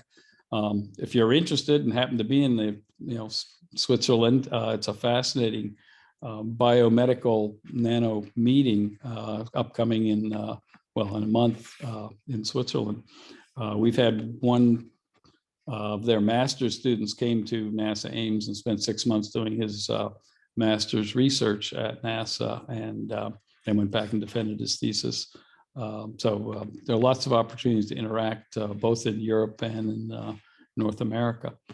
And with that, I'll conclude. I've probably got over time, but thank you very much, and look forward to the rest of the conference. Thank you. Thank you very much, Professor Russell, for this great talk. Actually, we are proud that one of our colleagues is a member in the NASA. Thank you very much. Still, we have our last speaker in the second session. She's going to make her presentation, and then we proceed into discussion. Our next speaker is Dr. Lynn Lucena. She's a consultant neurosurgeon in Philippines. She's going to speak about rehab strategies in spinal cord injury. Hello, and good afternoon, good evening to everyone. May I share my screen? Please. Please.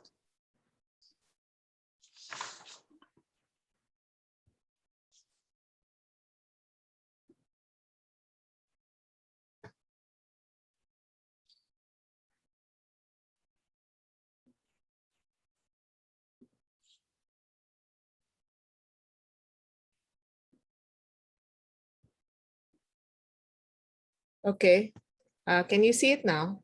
Yes. Yes. Thank you. And again, I'm Dr. Lynn Lucena from the Philippines. So I would like to discuss neurorehabilitation strategies for spinal cord injury. Objectives for this talk is to identify the types of spinal cord injuries, and we will learn how to categorize spinal cord injuries, and also what are the neurorehabilitation strategies for spinal cord injuries. So the incidence of spinal cord injury worldwide is around 40 million every year.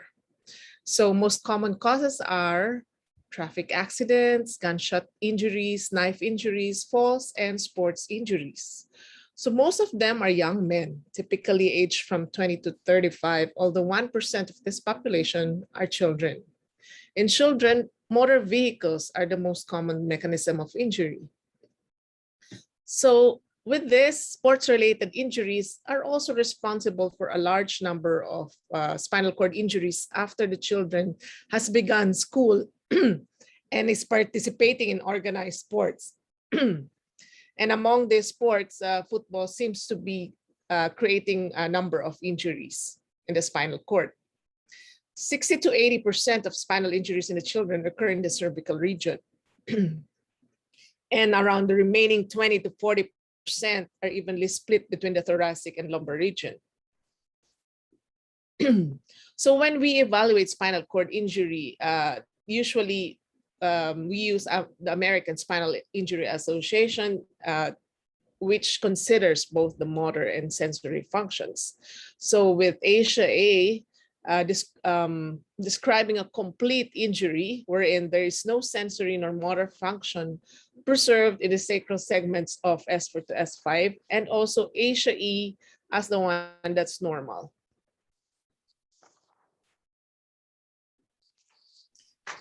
So when we evaluate spinal cord injuries, we usually see a strong relationship between the functional status and whether the injury that happened is complete or not complete, as well as the level of the injury, with the cervical injury becoming more serious compared to a lumbar injury. A complete injury means full loss of motor and sensory functions at the distal level of injury, whereas an incomplete one will have partial preservation of the sensory and motor functions below the neurological level and also the lower sacral segments. With this lesion, the deep anal sensation or the anal mucocutaneous superficial sense is usually preserved. So the status of the lesion could be unclear, however, beyond the spinal shock period. And although the signs that indicate the end of this period is not too clear, an increase in reflex activity could be a positive indicator. So when we go to rehabilitation of spinal cord injury, it's usually a long, expensive, exhausting, consisting of several biophysical, psychosocial, and economic problems. So with this, it's an ongoing process. When a patient has spinal cord injury, it has to continue years and years, even, and start shortly right after the acute injury. Therefore, the sensory, motor, and autonomic dysfunction in the chronic phase should also be addressed. And finally, the incorporation into the house, into the home environment should also be considered in the chronic rehabilitation. Okay, so this listing is just therapeutic strategies and results of a lot of clinical studies in relation to rehabilitation of patients with spinal cord injury. They have reviewed a lot of different strategies, but still we can summarize it into the following slides, okay? So when you talk about the acute and subacute rehabilitation in spinal cord injury, this usually begins right after admission to the hospital and the stabilization of the patient's neurological state. And usually it's a 6 to 12-week bed period. The aim of this rehabilitation is to prevent complications that may occur later on. So passive exercises should be done intensively to, number one, resolve contractures, prevent muscle atrophy, and also to address the pain during the acute period of hospitalization in patients with complete injury. Okay, and also the positioning of the joints is very important in order to promote and protect articulary structure and maintain the optimal muscle tonus. So whenever you have a spinal cord injured patient, sometimes it is better if there is a special bed, you know, and with a lot of precautions for possible ulcers. Like you can have also sandbags and pillows, which can help in positioning these patients. Okay, so but however, if this is not available, then you can have plaster splints or more rigid orthotics. So ankle-foot orthosis, knee ankle-foot orthosis, or static ankle-foot orthosis, etc., can be mainly used for this purpose. So here in the Philippines, as was mentioned in the previous lectures, somehow in low to middle income countries, rehabilitation for spinal cord injuries can be a luxury. So meaning if the patient, after stabilization, after correction of possible other injuries, is deemed complete, is deemed to have a complete spinal cord injury, then sometimes whenever we as neurosurgeons would say that this is a patient could still be rehabilitated, not because there will be a return of function, but because of possible for example, possible mobility by wheelchair if the patient has an injury in the lumbosacral area or even in the thoracic. But sometimes because of the expenses, the family would give up if they would already know that the patient has complete spinal cord injury. So again, the most common and important complication is the development of the joint contractures and stiffness during this period. So range of motion exercises would prevent contractures and maintain functional capacity. And if the patient is paraplegic or tetraplegic, then you need to subject that patient to intensive passive range of motion exercises so that you would be able to maintain the lower extremities to be compatible with the level of injury. Okay, so also passive range of motion exercises, both in the upper extremities, is recommended and should be done in C1 to C4 level tetraplegia. In terms of C5 to C6 levels, this range of motion exercises should also be done to prevent the development of contractures, especially in the elbow, flexion, and supination. Okay, so with this stretching of beyond the joints should also be done so that patients without active wrist extension and fingers are not fully stretched, but they should not have tendinitis also due to this.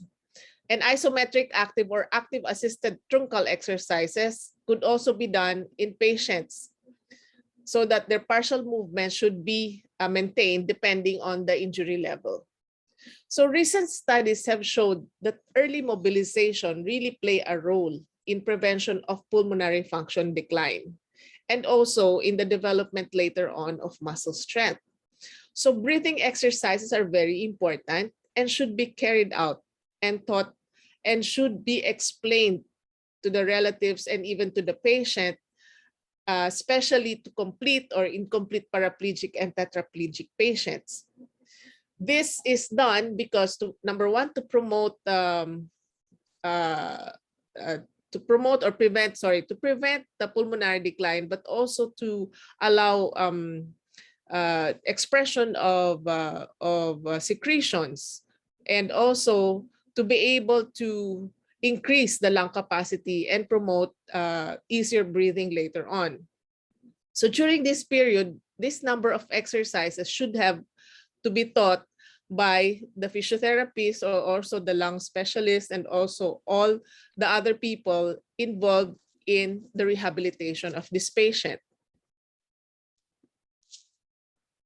In order to prevent decubitus ulcers, the patient's position should be changed every 2 to 3 hours. So decubitus ulcers mostly are present in the sacrum, ischium, trochanter, and superior aspect of the heel. So these are pressure points. Remember also that orthostatic hypotension is likely to be found in patients who have already been lying for long in bed. So syncope can be seen in these patients while sitting and being lifted up due to low blood pressure. So a tilt table will be useful to patients with this condition. So you start the patient from the 45 degrees for 30 minutes per day. There should be a program for these patients so that they would be able to tolerate later on sitting up, and maybe progression to, if the patient is capable and deemed able, then could progress to possible wheelchair mobility. Again, the important point to strengthen the upper extremities to the maximal level in patients with complete paraplegia. So you need to stretch it beyond to the maximal level so that you can also prevent contractures. So with this, the strong upper extremities could also be the ones that they would use for independent transfer from the bed. Okay, so active and resistance exercises are very important to strengthen the muscles of the upper extremities. And this should really be initiated at the earliest possible period. Okay, so the purpose of the rehabilitation period should focus on the stability and strength education for sitting and transportation. So when the patient has already undergone the acute rehabilitation phase, it's like after 12 weeks, then we will enter the chronic rehabilitation spinal cord injury. So what is the goal for this period? It should already be the independent mobilization of both complete and incomplete paraplegic patients during the chronic period. So ambulation can be social, domestic, and aimed at exercise. So generally, these patients with an injury of T10 and above can be ambulated for exercise, where patients with T11 to L2 can ambulate at home, and also for patients for more distal injuries can ambulate socially. Okay, so walkers, crutches, orthosis are important to provide chronic stage ambulation. So this is already the phase wherein the patient should be taught to use this different orthosis. So patients with pelvic control can walk with an orthosis or crutches outside the parallel bars. If the muscle strength of the quadriceps femoris is normal, then patients can walk with elbow crutches and orthosis without needing a wheelchair. In patients with complete injury, like CA to T12, ambulation can be achieved by a parawalker or a hip guidance orthosis, both in the house and outside.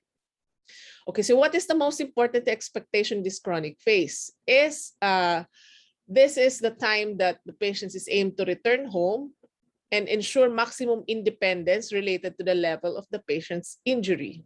And later on, integration of the patient to the society and teaching the importance of the family's role. So during the chronic phase, the family and the relatives' role is really very important. Okay, so one of the important features of this period is also restoring the patient's psychological and emotional state again because of the high incidence of depression in patients. The incidence is about 1/3 in the first 6 months. So suicide is the most common cause of death among spinal cord injury patients among patients under the age of 55. So consultation with the psychiatrist is needed if there is psychotic behavior and depression. Occupational therapy and finding the patient's role in society are most important factors in restoring the psychological state. So let me just share some of my patients that we have done this neurorehabilitation. So I have a patient, 42-year-old male, who fell from a ladder around 6 feet in height. So symptoms were severe radiating pain from the buttocks to the area to the soles, and then localized low back pain, and also normal tone and reflexes, but painful upon movement of the lower extremities. So 4/5 motors in the lower extremities. And on MRI, this was seen. Okay, so we did an L1 to L2 laminectomy, transpedicular fusion from T11 to L3 with titanium screws and rods.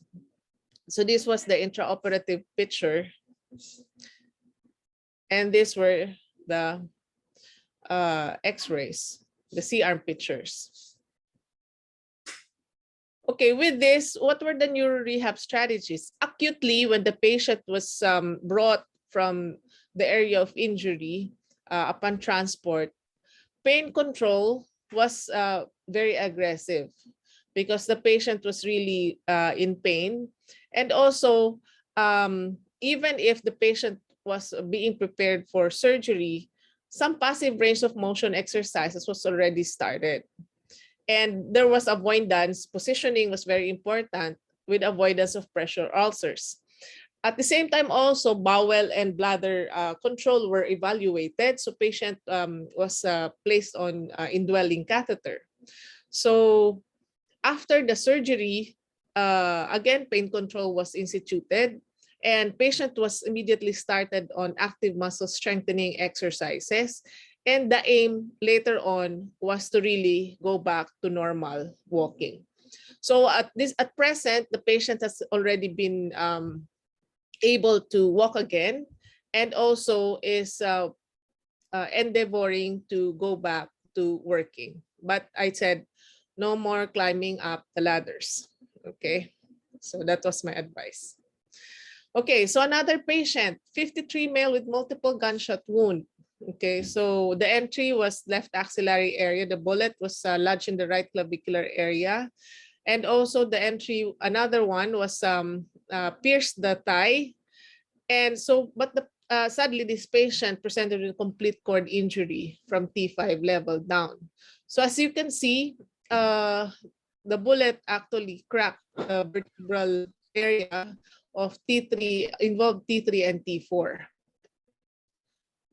So this patient acutely, we managed the other injuries. The patient has pulmonary injury, so chest tubes were done.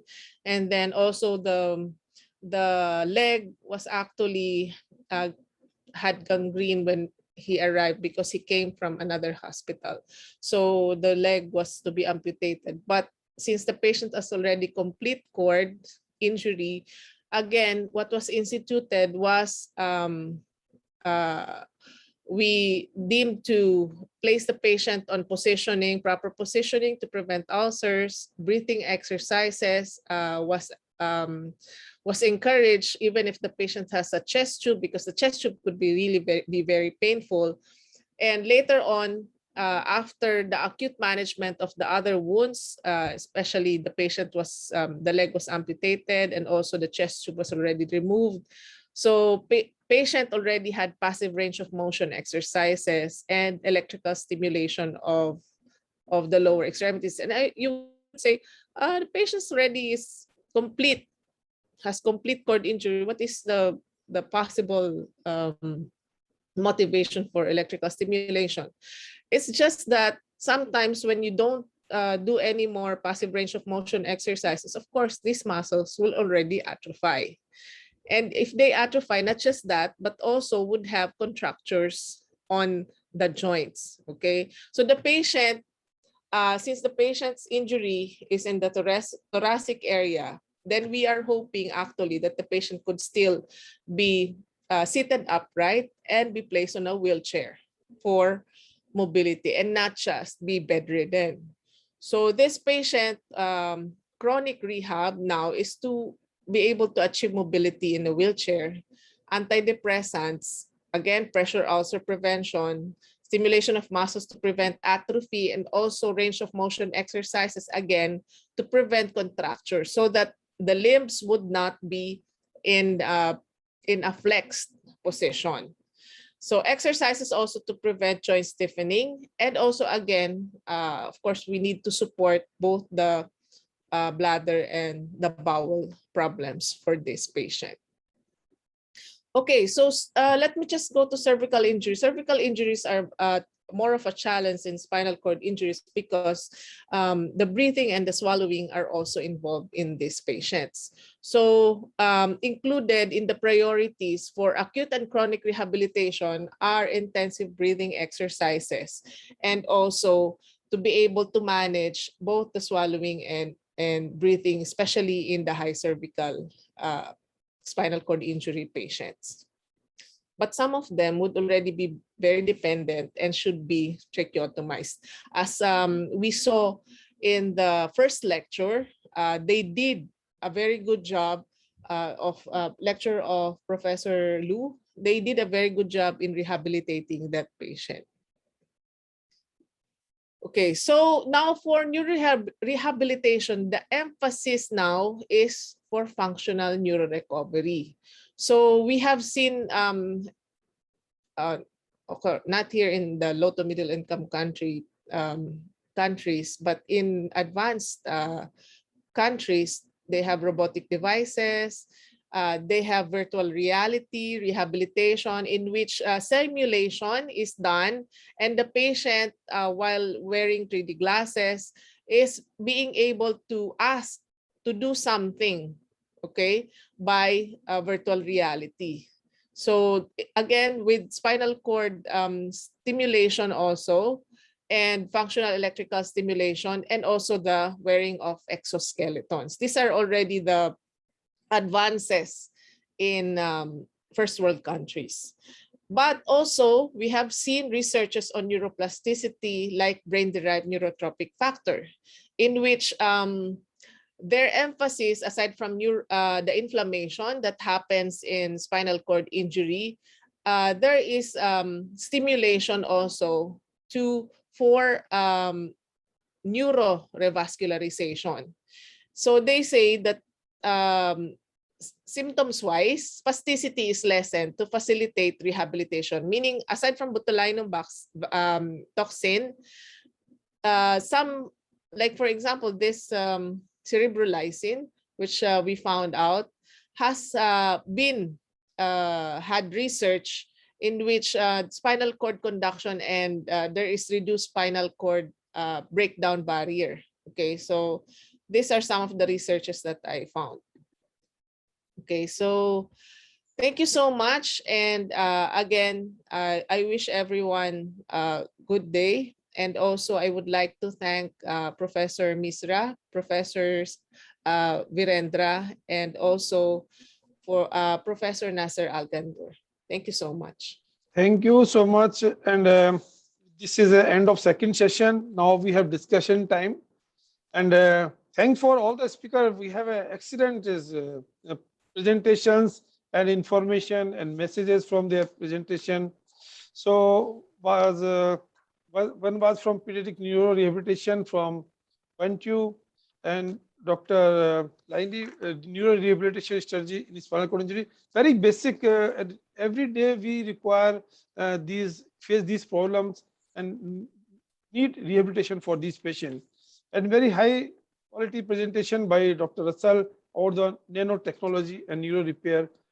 So there are so many questions. Sinha, excuse me, if you allow me to introduce Professor Mahmoud Khorashi. Okay. He had the problem with connection and now he is available with us. Okay, Mahmoud, good. can you hear me?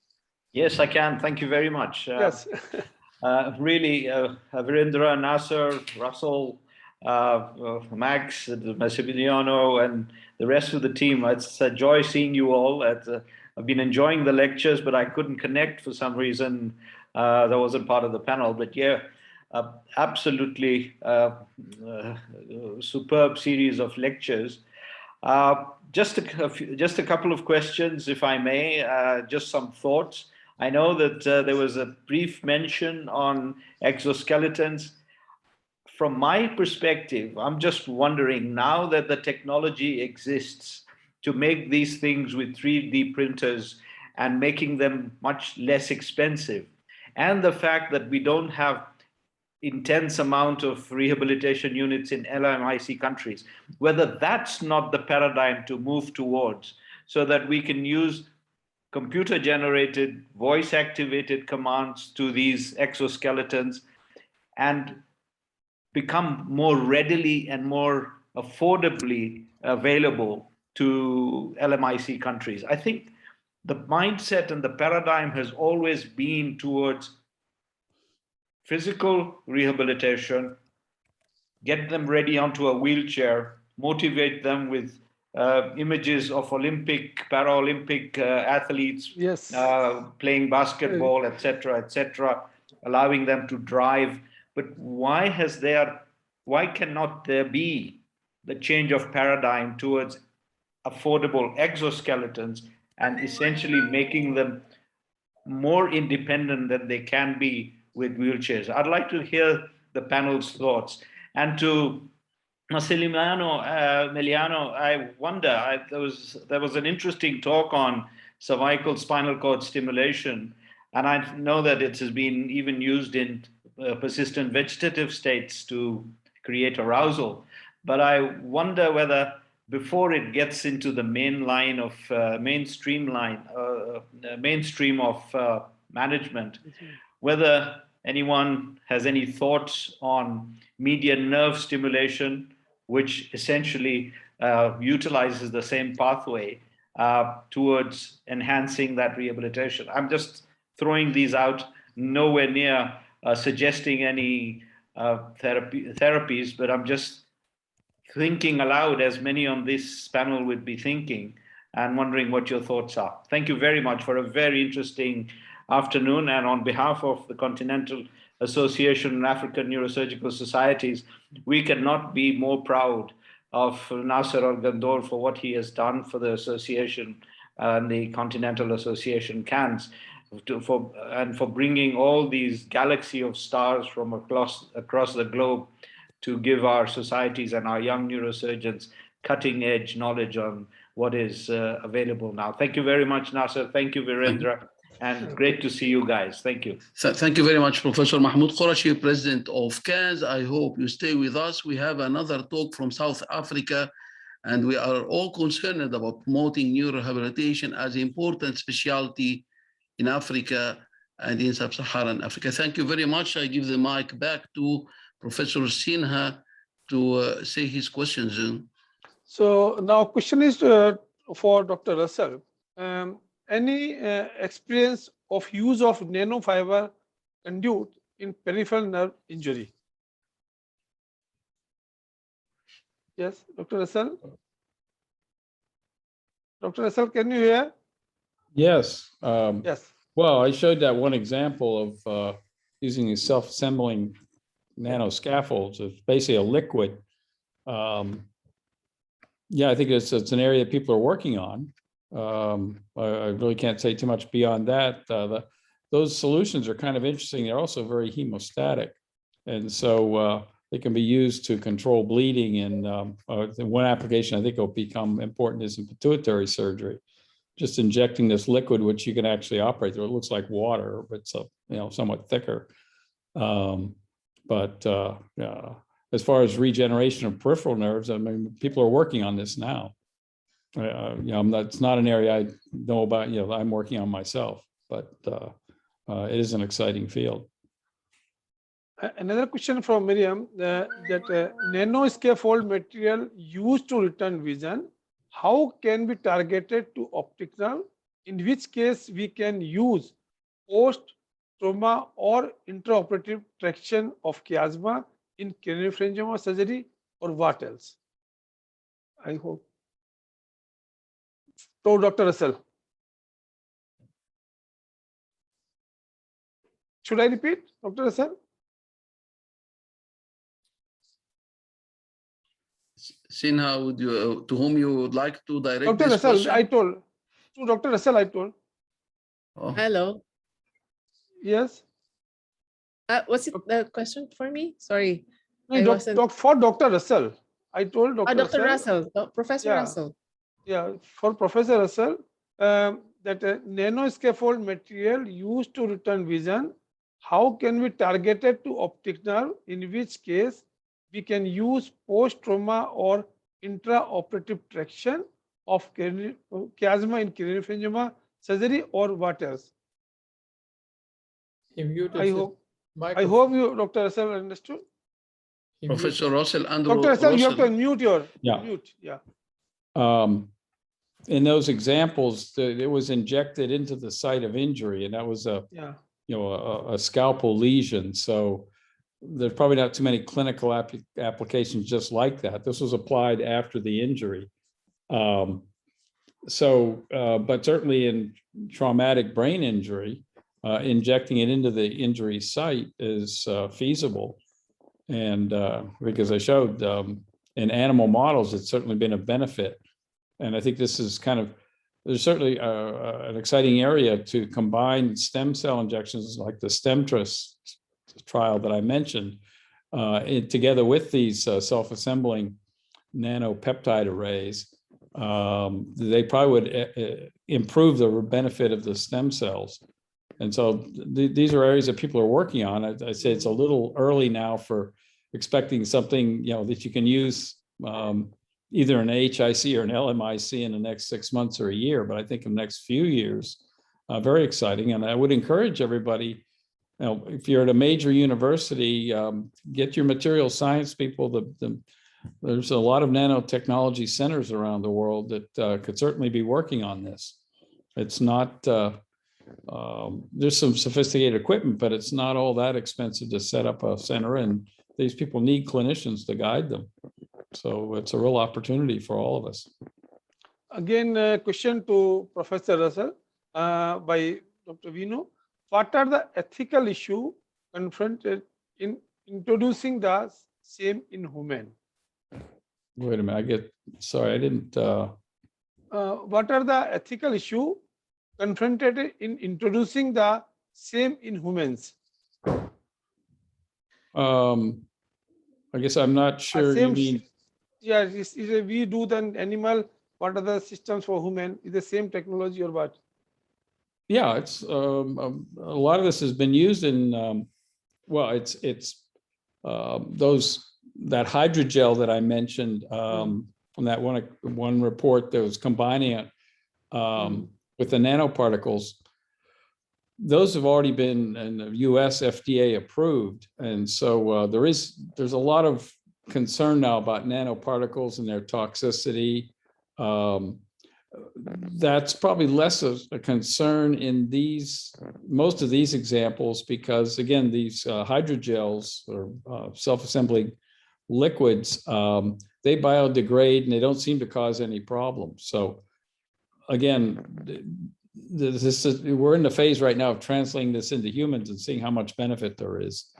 And so, yeah, there's no reason you do the same thing in humans that you do in animals, as far as injecting into a tumor or a hematoma cavity or a traumatic brain injury site.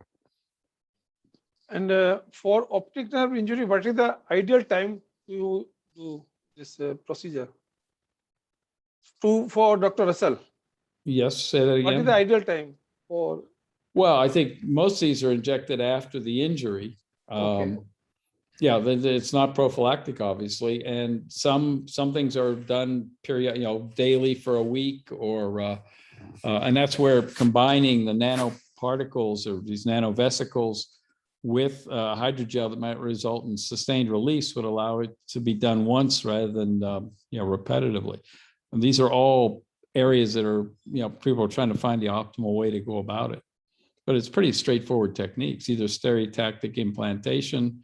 Some things can be, the nanoparticles can be injected IV, but I think probably local injections can be the most effective in most cases. Any experience about the use of nanorobots? Well, that's a whole different field. You mean for neurorehabilitation? I mean, that's a whole separate topic. And I think we talked about exoskeletons. Okay. Well, there's a whole, artificial limbs and another exciting area, but that's really totally different from what we were talking about. So can I ask Dr. Naini my question? And there's a lot of controversy regarding the spinal injury about the catheter, intermittent catheterization and self-catheterization. What is your opinion regarding this? Dr. Laini? Sorry, what opinion about? About the intermittent catheterization and self-catheterization post-injury. Stimulation, the intermittent stimulation. So if you just do it like as a sole parameter for rehabilitation, because for example, a patient just does it for like 3 times a week for an hour or something, in our experience, it will not promote a lot of improvement, because for if they do it like 3 times a week and the whole time there's nothing, they do not exercise, or after they're already at home, nothing is done, then the improvement will not really be substantial. So here in the Philippines, what happens really is you would advise them, the relatives and the patient, that every day, every hour, they have to do something. They have to mobilize their limbs. They have to do some activity.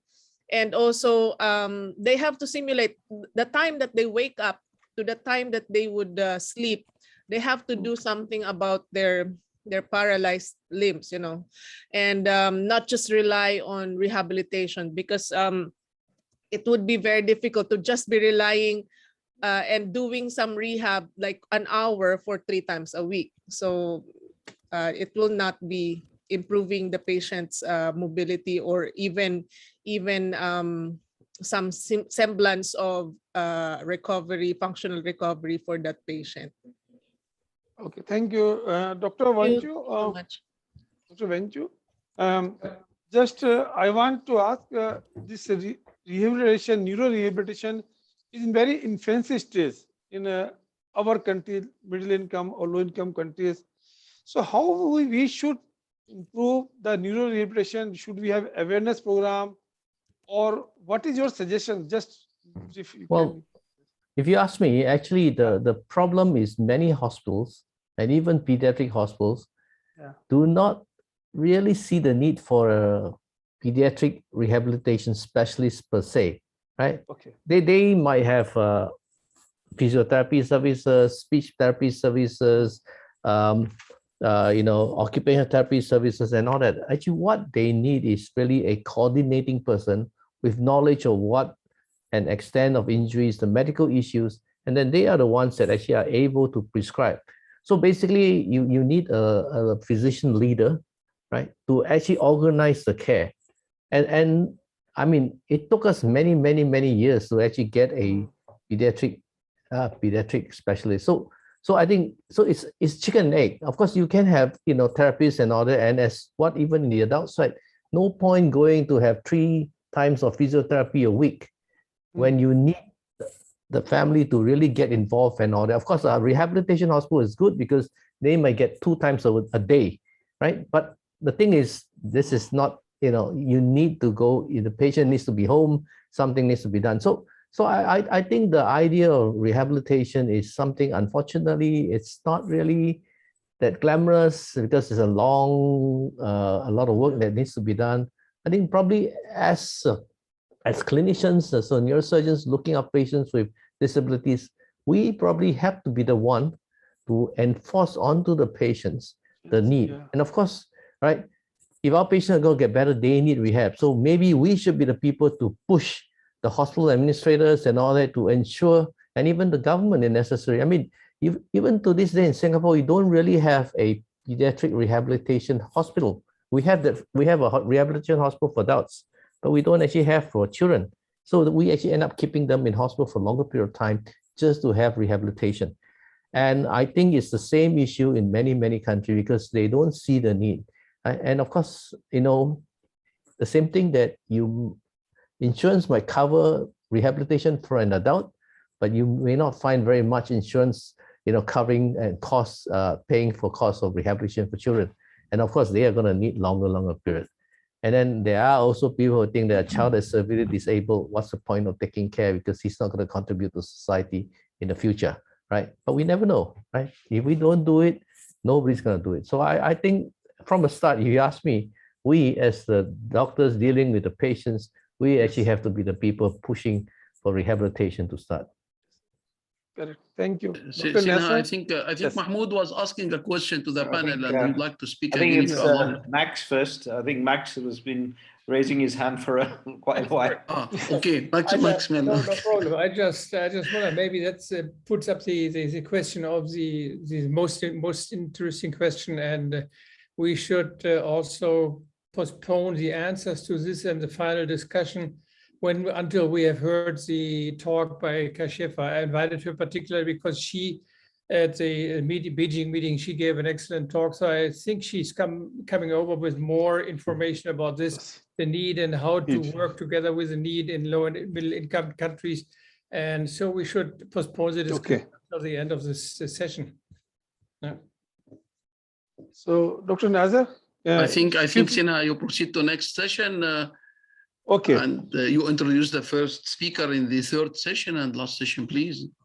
Okay. So our next session is 3rd session, and we have a speaker, Dr. Maximilian Medon. He will be speaking on the treatment of disorder of consciousness, and he is from Germany, and he was ex-chairman of this society, and he's worked very hard for the rehabilitation, done a lot of things for rehabilitation. So can I invite him to start and share the screen, please? Okay. Well, I've selected the topic. Thank you very much for inviting me. I've selected the topic of neurostimulation for disorders of consciousness, and I would just make 2 couple of critical remarks, bringing also up the need for equalizing both. So my entire talk is easily combined concerning a device. Someone is asking, what are you doing with your device? And finally, the device is coming up. It's a sky. I don't ever have to recharge my device. It recharges me. So this would be certainly the optimal situation, and we would not need any neurorehabilitation. But that's unfortunately, it's not the case that we do this. So brain stimulation publications have increased because it's just very interesting to work with research-wise and also get some clinical results on this. So you see both deep brain stimulation, transcranial magnetic stimulation, which is a non-invasive technique. This is an invasive technique. And we come up, I'll just show something because it's a teaching session. I will just give a couple of examples for the residents in Africa and Egypt. So transcranial magnetic stimulation usually is done with this double coil, focusing the energy, creating a magnetic field on the motor cortex or on the left dorsolateral prefrontal cortex, and it's inducing some electrical effects or magnetic effects on the brain and hopefully improving some of the functions. Many coils have been designed and with producing diverse, you see here's this double coil producing a very focused electrical field on this brain surface and hopefully inducing some things. This has been brought forward to clinical regional TMS systems, which can be used as outpatient treatment. No anesthesia is necessary. It requires quite a number of courses and very comfortable for the patient. But we have to ask ourselves, what does it really help to the patient? We have a high frequency system at the M1 motor cortex, and you see there is some improvement, much better than where we have the low frequency system in other frontal areas. I'm always remarking only on motor symptoms. High frequency at other frontal regions, just a little improvement of the clinical symptoms. It becomes more complicated when we have these non-motor symptoms like secondary depression. We have a couple of studies showing some improvement in depression symptoms, some showing not really good results. So it's kind of on its way, but it needs to be further evaluated. Transcranial direct cortical stimulation, defining the target and the circuits, because everything works in the circuits in the brain. And so a couple of French studies and others, they say this technique is helpful to define residual connectivity markers connecting the brain considered as a connectome. And someone Italian group, they were more critical, say it's just this technique only helps to better allocate financial resources to differentiate those patients who might benefit from some kind of stimulation techniques from others who would not really benefit from additional therapies.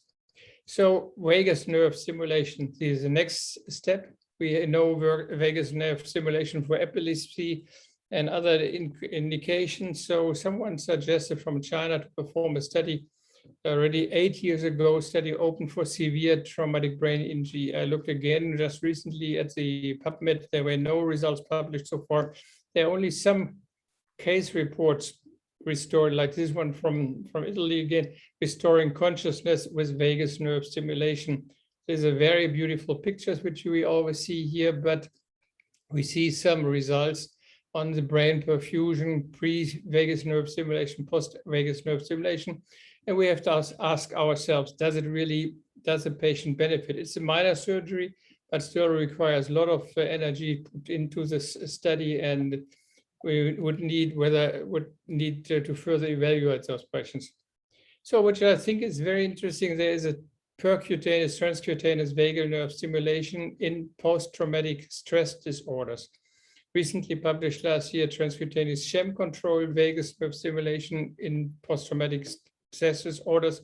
And you see there are some cardiovascular, vascular, and also other effects by this non-invasive transcutaneous VNS when you have the sham and then stimulate. And so there is a difference between the active PTSS and the sham PTSS. So there is something happening in the brain which needs to be further evaluated, but there's still a long way to go, but should also be worked on in many centers. It's a cheap technique and does not always need to be so fancy as he has his research paper, but it's interesting to see. Now, we have done a lot of deep brain simulations when I was still active. So indications for deep brain simulation, Parkinson's, tremor, dystonia, secondary dystonia, and then we have these experimental indications, cluster headaches, other pains, and other symptoms, including vegetative state. This is purely experimental in many, many symptoms. On the other hand, we have symptoms following traumatic brain injury where we can improve on tremor, Parkinson, hemidystonia, hemibalism, and we have seen a couple of these examples when we can improve these symptoms and bring the patient back to rather normal life. Impulsivity and other executive functions also can improve following DBS. Now, indications for DBS expanding, there are some studies which have shown that neurostimulation, both in an experimental animal model or also in a patient, few patients, can improve depending on where we go, what kind of transcranial direct cortical stimulation we perform, DBS to the central thalamus, to the midbrain, formatio radicularis, or other areas, median septal, medial septal nucleus in red, and so there are some studies since many years, and but very early on, one of the big Japanese groups, Katayama, they started very early on doing this deep brain simulation for mental and vegetative status. They said neuroethics of deep brain simulation always needs to be considered. It's very important. Who has the right to control the mental condition? Who makes the decision how much control is appropriate? Because we really touch in the area where we have to consider what is a human being and how much are we allowed to do work on him with such an experimental evaluation. Vegetative status, that is defined as preserved arousal, but awareness is absent. And preserved arousal, minimal conscious, very simple, very similar, and unresponsive wakefulness syndromes is also there. So we know, and we have also seen many examples that significant recovery may occur within this first 2 years after injury. And further studies, I'll show you one example, which we had seen already by Dr. Ronron, who are evaluating this. And we have to define severity of traumatic brain injury by biomarkers, MR imaging, and or physiology to really have a good indication, clear-cut indication for what kind of therapy we might have. Hassler from Frankfurt already in the late 60s said clinical arousal induced by bilateral long-term stimulation of parallel system in traumatic visual coma. So it's a very long story going. On the other hand, shortly afterwards, Siegfried from Zurich, he said indications and ethical considerations of DBS, there should be only restricted indications because we don't know very much about long-term effects. Yamamoto, Katayama, Tsubukawa, who was the man behind all these studies from 1990 on DBS therapy for the vegetative state and minimal conscious state selection based on electrophysiological criteria. They selected 107 patients, 21 of them underwent deep brain stimulation at various targets, and 8 recovered from the vegetative status. So when you see 107 and 8 recovered from vegetative status, and they were not allowed, they didn't get any more money from the Japanese government to pursue these studies. So here are a couple of their original publications from 91, increased clinical improvement based on electrophysiological examination, so guided by 5th wave of the APs with the N20 and P250. This may give some information about the status of the brain, deeper brain, and it might help to get some information about the benefit of such a kind of therapy. On the other hand, we also have imaging for prognostic evaluation by functional MRI studies, like neuroimaging in disorders of consciousness. We have the healthy awake subject, and we have a patient who is in coma, and we have these two systems, the brainstem, which is considering the wakefulness, and then we have the awareness, which is a cortico-thalamus network And this needs to be considered and to be evaluated very carefully to make some possible useful indications for this. And you see here's a DBS for persistent vegetative status listed from PubMed very early on. There's a rising number of publications in recent years, but we have to be very much aware about the ethical framework which needs to be balanced and which needs to be taken care of. What is the informed consent if someone is in a major impaired consciousness? Who can give the informed consent? Is this a social consensus? Is this family consensus? Who is taking care of these? And there are many warnings, like from Giacono 2012, and again, neuroethics disorders of consciousness.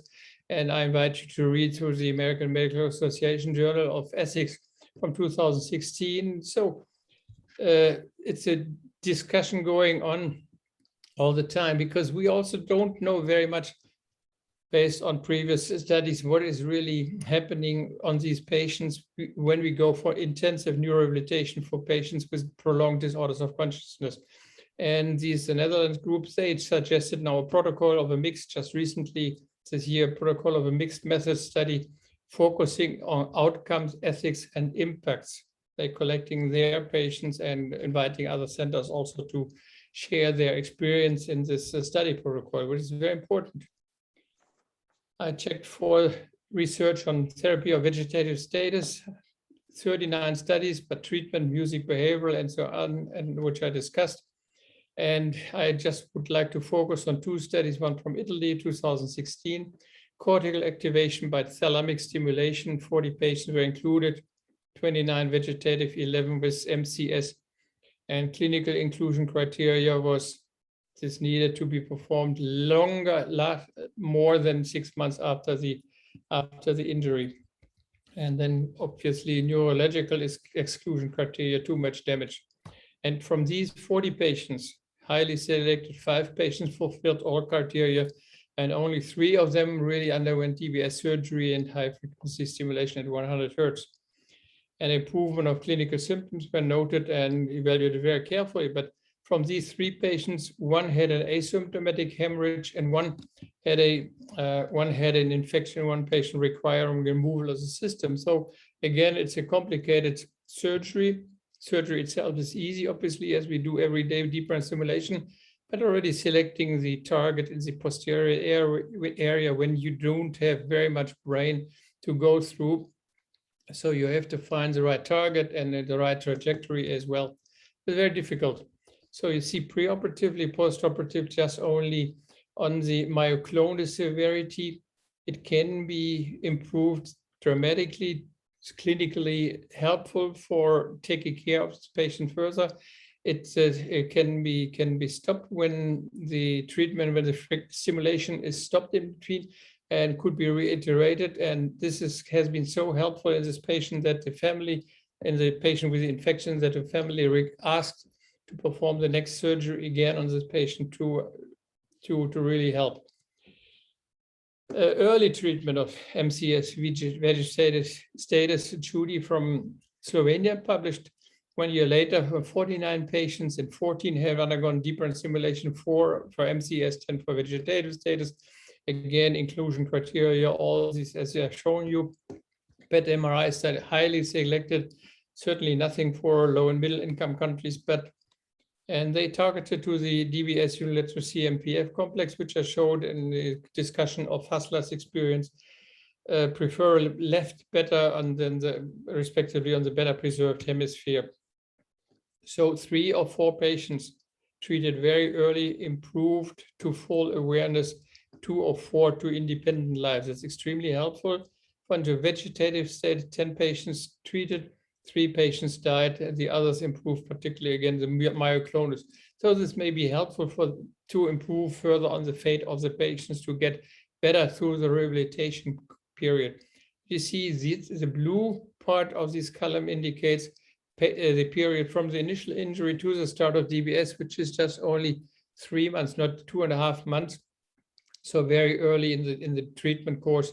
On the patient's natural improvement course, they performed deep brain stimulation and got him rather rapidly to a major improvement, the same as 2 months after surgery, after the injury, Again, it took longer before the patient continued to walk state, being able to walk, and this one never really attained walking possibilities nearly 1 year after surgery. So one might question the indication for this deep brain stimulation early in the course, or the benefit of the therapy, and this certainly needs further discussion. Here again, the summary in this, too bad I cannot, oh, maybe like this is better. So that's the Rappaport scale. 0 is normal, 4 is extreme coma. And if you look, these patients did not really improve to a point that it was really helpful for them, but 4 improved.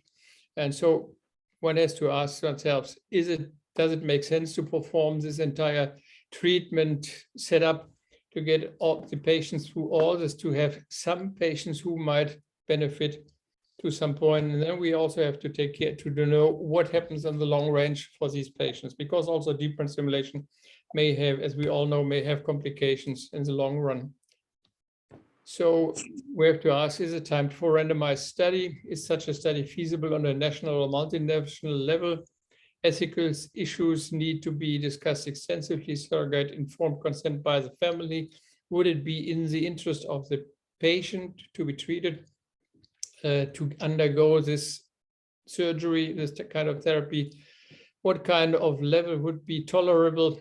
Level of improvement would be tolerable compared to the complications which occur in any kind of series of deep brain stimulation? Then we also, as a society, we have to ask ourselves, are there extreme, if any, indications for DBS, or should we better use our money, limited money, vigorous investment in non-invasive therapy and follow-up of various therapies? And we have seen beautiful examples throughout the sessions how these things can improve by dedicated neurorehabilitation services. And we have to encourage, and we can discuss at the end of the session, we can discuss how to optimize from a neurosurgical point of view, how we can optimize on all this neurorehabilitation. Should it be neurosurgery guided? Should it be neurology guided? Should it be close to a neurosurgical unit, or who would make it? And finally, it's a fighting for the money, and who pays for what, and everything is end fault somehow. So ethics and economics, and they have to mix together, and we have to discuss on a very ethical way together. Thank you very much for your attention. Thank you, Professor Medron. And that was a very balanced talk and very, very scientifically addressed. And he just emphasized that just because you have a hammer, everything should not be a nail. Thank you very much. So we have the discussion at the end of this session. We call back Professor Virender Sinha, who already been introduced. He's a co-chair of this symposium. I won't waste time on that. He would speak on cognitive functions screening in a BG trauma center in developing countries. Virender, go ahead, please. Yes, thank you. And my topic of presentation is cognitive function screening by MOCA scale in mild and moderate head injuries. We all know traumatic brain injury is a major health public problem and increasing day by day, especially in low-income countries. And it was estimated in India that by 2020, it will surpass so many diseases, and it already surpassed. And the high incidence of TBI is because of the industrialization, socialization, and motorization. So many there are causes for increased TBI. Cognitive impairment is one of the most important culprits influencing the long-term neurological outcome commonly observed in TBI survivors. And TBI directly interfere with the work, activity, in daily living, relationship, social images, and impose an economical burden on society as well as a nation. Cognitive deficit very well reported in moderate and severe head injury regarding the memory, executive function, attention, concentration, but about the screening very less in the mild type of the head injuries. India, we all know, this is a very big country and overburdened nation, and mild and moderate trauma is largely neglected, and it is very necessary to establish an evaluation tool along with the establishment of neuro rehabilitation system dedicated to post-TBI cognitive impairment. And in Western countries, lot has been done about the rehabilitation. But as I told, in low-income countries, including India, it is at a very infancy stage. So in our department, about the scoring of the cognition function, mild and moderate TBI, we developed a project, planned a project, and which GCS was the criteria to differentiate the mild and moderate head injury. And in mild injury, there was about 127 patients, and in moderate, there were 101 patients in our study. So all patients were evaluated, and this is any score below 26 was taken as a impairment in the cognitive functions. And this is our department where we have a neuro rehabilitation center. This is just attached to our department. So we provide lot of rehabilitation to our patients after surgery or in TBI patients as well. So this is the MOCA scale, have a 7 cognitive function and 30 sub-scores, and we do or we take 15 minutes to evaluate the patient by this scale. And we've already published our work in the Asian Journal of Psychiatry. So our aim was to investigate the profiles of cognitive impairment in mild and moderate traumatic brain injuries through MOCA score. And why we choose this MOCA? Because it provides faster diagnosis and treatment plan to improve the patient quality of life. And we analyze all the results with statistical analysis, and in both group, mild and moderate, number of males were more compared to female. The average score of MOCA in mild was around 20, while in moderate it was 18.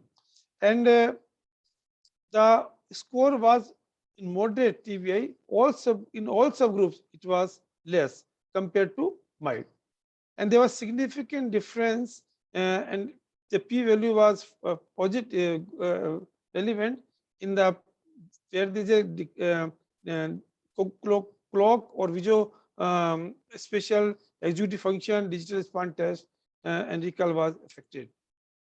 If we see the imaging, the mild injuries, most of the time the right frontal location was affected, while in moderate type of injury in group of patients, there was bilateral or diffuse type of injury seen, while the injury we seen in the temporal, parietal, or capsulogenic lesion was not found statistically significant in our study.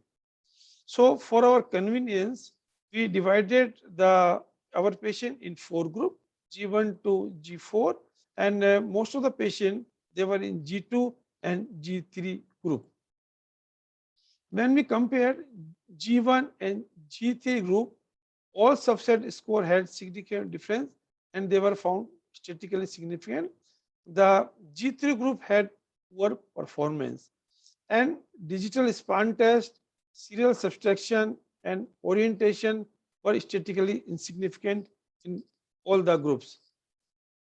MOCA score was higher for the patient who has higher GCS at the time of admission, and in mild TBI, most of the patients were in G2 group was about 43%, while moderate TBI, in G3 group, the patient number was about 54%. So studies when comparing cognitive function of mild and moderate TBI are very few, and there is a full of contradiction about the mild and moderate type of the TBI injury, about the differentiation. And for this study, where we saw the literature, Dickman found that in 20 patients, when he compared with the 20 standard patient or control group, that most of the patient in mild, they recover in 1 month, while in CAMP study, it extended for the 8-month recovery in the mild type of the group. So our result indicate that cognitive impairment is more extensive and severe in moderate TBI, especially for the executive function, attention, concentration, memory, which might be the critical differentiating trait in cognitive impairment in both groups. And memory, as literature also says, that it is the most common cognitive impairment seen after TBI, and the first function which we noted after TBI, and last recovers in the recovery process. So when we search the literature, we found that patient of frontal and temporal lesions, they are affected more or have cognitive dysfunction. But as I told before, in our study, in moderate group, they were bilateral or diffuse lesion, and they were found statistically significant. While in mild group, mostly lesions were seen in right frontal region. Education was also correlated with MoCA score, and we found that higher education level had significant or higher score in MoCA scale. And it was the division was the 12-year. Person or the patient studied up to the 12 standard were having better MoCA score compared to who studied less than 12 standard. So just I want to conclude that assessment of cognitive impairment should be considered as a mandatory protocol while evaluating post-TBI patient, even in case of mild TBI. MoCA is a quite quick and reasonably sensitive test for cognitive impairment following TBI, and therefore there should be quick screening test must be focused for the memory, executive function, attention, and concentration on the OPD basis. So after the screening of the cognitive function, we must rehabilitate these patients. The aim of rehabilitation is enhancement of human functioning and quality of life improvement, and not only the improvement in the physical disability, also enhance functioning and independence in the patient with cognitive impairment. So all the patient who comes to us in follow-up, we do the neurological, neuropsychological, speech and occupational therapy evaluation. And after this evaluation, we finish the interdisciplinary team work. And this is, as I told, this is our department of neuro rehabilitation attached to our neurosurgery ward to give more benefit of rehabilitation to our patient. So there are different parts of rehabilitation: cognitive behavior therapy, where mood, anxiety, psychotic disorder, as well as sleep disturbance and chronic pain are there. And this cognitive rehabilitation therapy are used to rehabilitate thinking skills like attention, memory after the TBI. The restorative part, improving and strengthening of and normalizing the specific impaired cognitive function, and it is like exercise that intensive and repeated use of particular cognitive process is there, and in the compensatory treatment, which may be internal or external. External nowadays can be given by the electronic reminder technology. Remediation therapy approach goal is to improve outcomes such as work, socialization, and independent living skills, and it should be done early, within 5 months, because after this the recovery is poor. Self-awareness, where improving the self-awareness is essential for improving other cognitive domains, as the patient must first recognize their deficit to improve themselves. And it can be done by the video or verbal feedback, or in the group-based sessions, which we have on the fixed days in our department. Learning and memory, where the small amount of new information are presented in multiple short time period, and which enhance the learning and memory. Executive function, we know it is ability to plan and organize and standardize and focus the attention, and it can be done through a number of ways. And this executive function impairment can be seen in mild type of TBI as well as. So these are the different things, methods we have in our department. So this is a lady had a post TBI, this physical problem, weakness. So this physical part also can be improved with this traction technique. And this is a trainee in our ward, and we have these computers which work in the morning hour. So all the patients we send to this rehabilitation center, and they can improve the memory, coordination, execution, and lot of things can be improved by these very simple techniques. Attention process training is shown to improve selective attention in individuals with TBI by progressive increasing attentional demand, and cognitive orientation to occupational performance model, where we use the metacognitive strategy to identify and strengthen weak area of cognition. And this can be done by tele-rehabilitation system as well. So these are the very basics.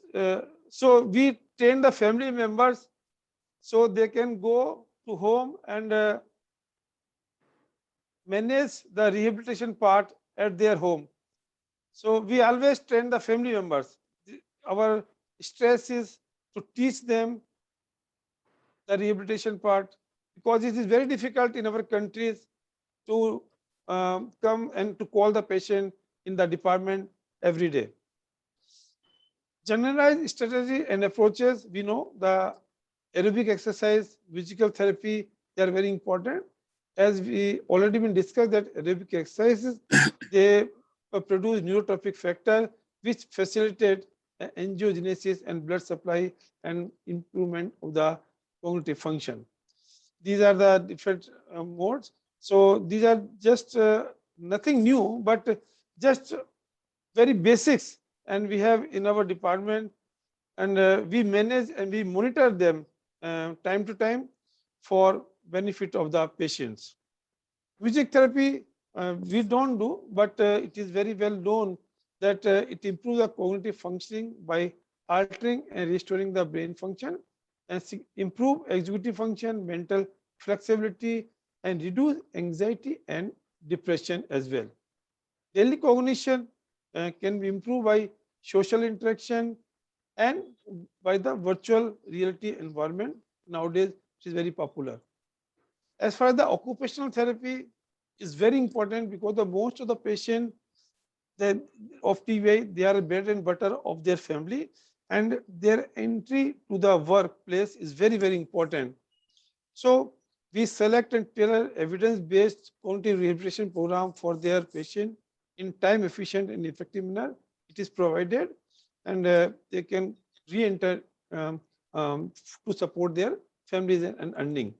So just to share our one patient, he had a road traffic accident in our department. He is a staff, and because of efforts of our staff, he could join back the occupation. So just I want to tell that whatever the degree of injury, but the rehabilitation part is very, very important, which can cause re-entry of the patient in the occupation. Thank you very much. Thank you. Thank you. Very, very extensive work and outstanding work in a medical college. We'll go to the last talk, but not the least important. That is by Ms. Dolby from South Africa, who is occupational therapist in Division of Neurosurgery, Cape Town, South Africa. She will be talking on the ideal versus the reality, a South African occupational therapist perspective on the need for neurosurgery rehabilitation in Africa. Ms. Dolby, please. Hello, hi, can you guys hear me well enough? Yeah, go ahead, we can hear you. Okay, good. First of all, I'd like to thank Professor Maximilian for inviting me to speak. And then obviously Prof. Sina that also okayed me being on the webinar today. And then also Professor Nasser for organizing this. So as you guys can see, I'm going to be speaking about what the ideal is versus the reality.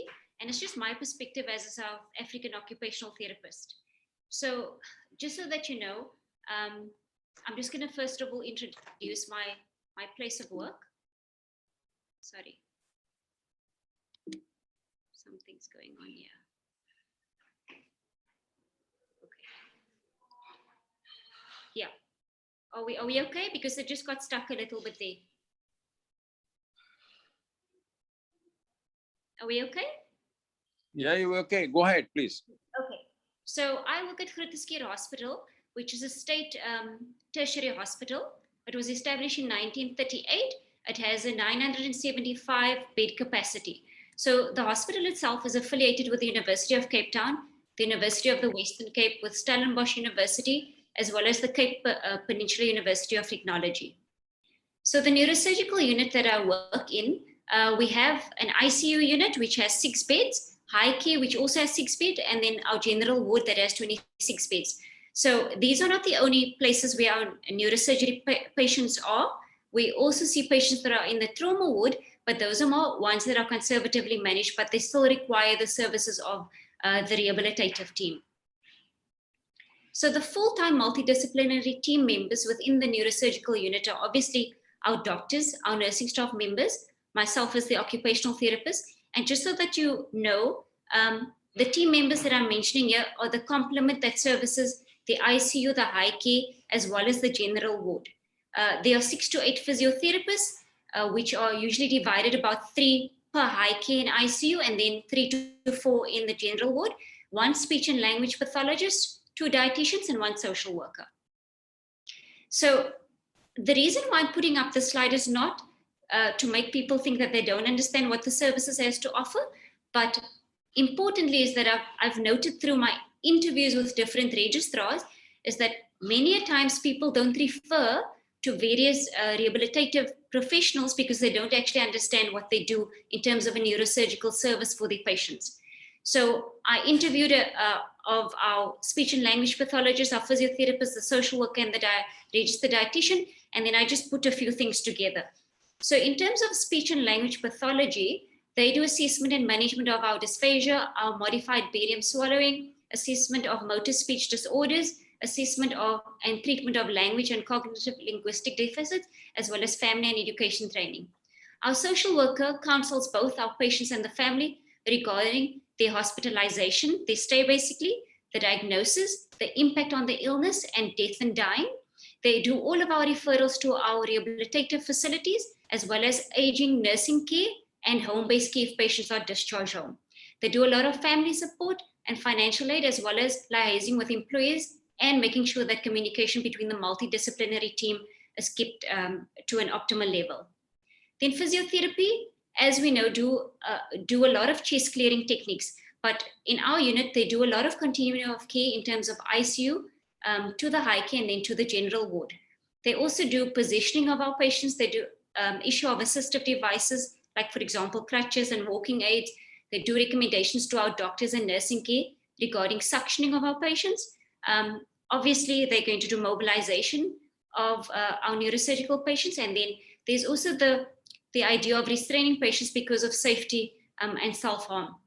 And then in terms of our registered dietitian, they provide nutritional care, extra supplementations for our patients with nasogastric tubes.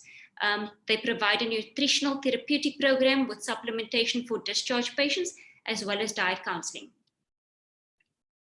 Now, obviously, we have to speak about what I do within the unit. So within neurosurgery, and it's really a passion of mine because I've been working in neurosurgery most of my career. What I do is I do retraining of normal functional movement patterns with patients that have had head injuries or acquired brain injuries, or where that is spinal injuries. I do improving of hand function. I do hand dominance retraining for patients who has lost their dominant hand function. I do assessment and retraining of cognitive and behavioral functions that impede on their daily functioning. Now, I've just heard the talk before this. When I spoke in Beijing, I spoke about the mocker.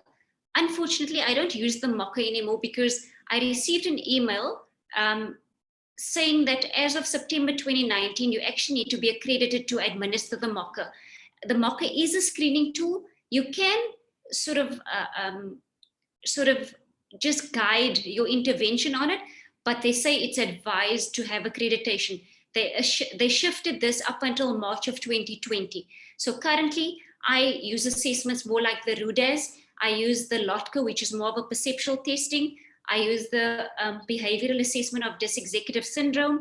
I use the CAM, which is the cognitive assessment of Minnesota. So there's a whole lot of different hosts of assessments that I use. But I'll also speak about, I think it's just important to note that when you're administering an assessment to a patient that is not, that where the assessment hasn't been set up in their first language, first of all. Secondly, it's not culturally specific, then you actually need to find a different way of assessing. And for that reason, I also do what is called the ACLS. It's a functional cognitive assessment. And I think what sort of initiated that for me was the fact that a lot of people, when they take their family members home, they want to know, do I have to leave my job? How much assistance would this person need at home? And with a functional cognitive test, you can actually, through a very small assessment that you do, which can take up to 10 minutes maximum, depending on how far the patient gets with a functional cognitive test, you can actually advise the family how much assistance the patient requires. So furthermore, I do perceptual deficit treatment, like your hemi-neglect, your spatial relations things, anything with regards to praxis. I do your treatments in terms of your visual deficits, and very importantly, obviously, patient, family care and caregiver training. A little bit more of what I do is like a lot of work screening assessments, because patient needs to return to work or they require phased return to work depending on the deficits. I also do driving assessments, because a lot of our patients that have seizures, they often want to get behind the wheel again because they want to become independent. But because of the laws of many countries, you have to be seizure free for a certain amount of time. And obviously there's an amount of testing that can be done. Now, what is nice is, and I always like to give the reality of the situation. So you get driving simulators. Yes, it costs a lot of money.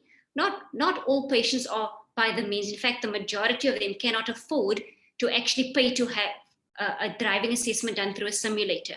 So there's a host of tests because of a course that I've gone on that you can actually administer with a patient to see whether or not they are fit on the road. Simple things like doing home visits, doing referrals to community-based rehabilitation, splinting of patients, wheelchair assessment, issuing and transfer training, as well as assistive device issues.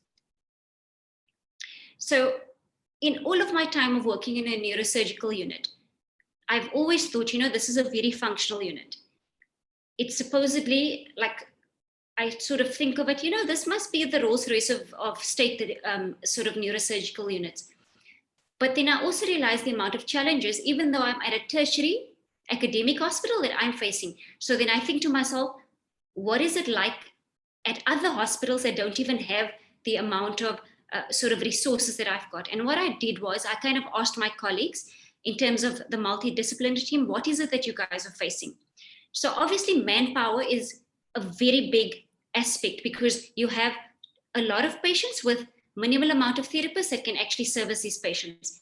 Lack of things like basic PPE, having to run around to just make sure that you have an apron to wear when you're busy with a patient. Feeding pumps, something like a wheelchair. Like I had a patient recently, young lady, 30 years old. She was, they did a biopsy. She had metastatic CA of the spine. She needed a wheelchair. We generally have a lot of wheelchairs delivered to this hospital. And when I speak about a lot, I'm speaking about 200 at a time. And I wasn't able to issue this lady with a wheelchair because we are out of stock. And that was actually, it was quite difficult for me, because I knew the complications that could come about because of the fact that this lady is going home and she's paraplegic. So obviously I was happy that the family could make a plan and she had to be waitlisted, but I don't know if she's still going to be alive by the time we actually get this wheelchair. There's things like fast turnaround of nursing staff. We have to face the fact that not everybody actually knows how to deal with a traumatic brain injured patient. if it is that they are nursing staff that are sort of standing in for other people, they don't understand the complexity, they don't understand the cognitive impairment that comes with it. So they tend to think that patients are just not listening to them. They are being difficult, which is actually not the case. So there's a need for further training in terms of how to manage traumatic brain injured patients. Like I said before, things like language barriers, it's difficult for you to have a discussion with a family member or with a patient, or even to administer testing or do an assessment if it is that it's not the first language that you're communicating in. Very big. The fact that there's limited facilities in terms of rehabilitation facilities, and there's limited bed space. Then obviously the fact that we have bed pressures which result in medical staff discharging patients earlier than they should be discharged. Then also one of our team members actually mentioned the fact that there are late referrals. And this happens on the day of discharge. Then you have to basically fall over your feet to sort out a patient and make sure that they're safe, because the primary thing in terms of a tertiary hospital and an acute setting is a safe discharge. Okay, so when I spoke at the WFNS Congress in Beijing, something was actually sparked because of the discussion that we had. We spoke about what first world countries have to offer, and then I thought to myself, but this is not what I'm used to, and I'm at a tertiary hospital. And this actually sparked me into thinking, what is it that Africa has to offer in terms of rehabilitative services? So what I did was, I contacted in March of last year, I contacted our CANS president, Dr. Mahmoud Qureshi, and then I told him, I actually want to see what services are available, and he was kind enough to link me to all the second vice presidents of the different regions and asking them to assist me in just 3 or 4 questions that I had to answer. So yes, thank you, Dr. Qureshi. So what I'm going to do quickly is I'm just going to present you the findings. And just so that you know, these are the hospitals or people that I managed to interview or got hold of that could give me an indication of what's going on in the different areas within the African regions. So if you particularly look at South Africa, you can see that it's clear that there's basically also at all of the hospitals, there are services of occupational therapy, physiotherapy, speech and language pathology, social work, and registered dietetics. Only 3 out of the 5 hospitals that I've presented there actually send patients to an inpatient rehabilitative facility. If you look at Zambia, there's a little bit of a moderate input in terms of OT and speech and language pathology, but there's definite physiotherapy, social work, and registered dietetics. Absolutely no inpatient rehabilitation facilities. Botswana have limited OT, limited speech and language pathology, physiotherapy, definitely there's social work and registered dietetics, but I've been told that there are limited facilities in terms of rehabilitation, and therefore patients are discharged home. In Namibia, the services of speech and language pathology as well as registered dietetics are limited, and no inpatient rehabilitative facilities. So in East Africa, at the Kenyatta National Hospital, there are services of occupational therapy, physiotherapy, speech and language pathology, social work, and registered dietetics. At the Coast General Hospital, only physiotherapy and social work, and then the other disciplines are not available. In Kenya itself, there are inpatient rehabilitative facility for patients with spinal cord injury, but not for traumatic brain injury. In Uganda, there are definite physiotherapy rehabilitative services, but for the others in terms of OT, speech and language pathology, and registered dietetics, nothing. And then I've been told that in Uganda, patients are only reviewed on an outpatient basis. And then in Tanzania, definite physiotherapy and registered dietetics, the social workers only do counseling really. And then there's inpatient rehabilitative facility for spinal cord injured patients, but not for traumatic brain injury. So in West Africa, in Ghana, physiotherapy is available, social work is available, as well as registered dietetics, but not occupational therapy and not at speech and language pathology, and there are no inpatient rehabilitative facilities. In Niger, I've been told that there are less than 70 physiotherapists for the entire country that services patients on upon outpatients for discharge. Yeah, and absolutely no occupational therapy, no speech and language pathology, social work, or registered dietetics. So I'm still awaiting input on our central area as well as our northern area. I think that would be good because then it can just sort of enhance the findings that I've just presented in terms of state hospitals. So the World Health Organization has defined rehabilitation as a set of interventions designed to basically optimize functioning and reduce disability in individuals with health conditions. It's an essential part of universal healthcare. It facilitates independence in everyday activities. There are currently 2.4 billion people who would benefit from rehabilitation, but it must be person-centered. So basically, you need to know your patient, and you need to have a good occupational profile of this patient. So just a summary of the tables that I've presented. So 27 state hospitals were presented on the tables. All of them had neurosurgical units. 37% of them have occupational therapy, of which 30% is in the southern area. 100% have physiotherapy, 40% in the southern area. 30% have speech and language pathology, of which 26% is in the southern African area. 85% have social work, 40% in the southern African area. 70% have registered dietetics, of which 33% is in southern Africa. Only 3 out of these hospitals have confirmed that they definitely send patients to inpatient rehabilitative centers. That's just a diagram of sort of what I've presented. So you can definitely see the small sort of part that OT and speech and language pathology takes up. Okay, so just a bit of stats in terms of occupational therapy in Africa. So at the WFOT Congress, that was the last one that was presented, a colleague from Uganda actually presented that there's only 1 occupational therapist for every 64,555 persons with disabilities, versus a first world country like the USA, which has 1 OT for every 507 people. There are only 15 occupational therapy programs in Africa, and South Africa has more occupational therapy educators than the whole Africa combined. In the whole of Africa, there's approximately 7,453 occupational therapists. There's 1.216 billion people in Africa, and that means there's only 1 occupational therapist for every 163,156 people. So these are just the countries that I've put up that have occupational therapy programs, and the fact that most of the educators, are in South Africa.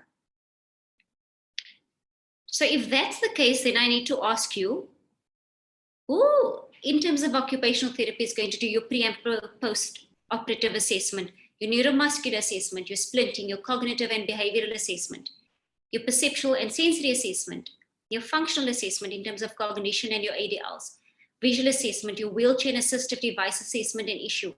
What about occupational enrichment for patients that are here for long stays? Your return to work assessment, your phased return to work, your pre-discharge family training in terms of transfers, community reintegration, post-rehabilitation, and very importantly, community skills development and empowerment.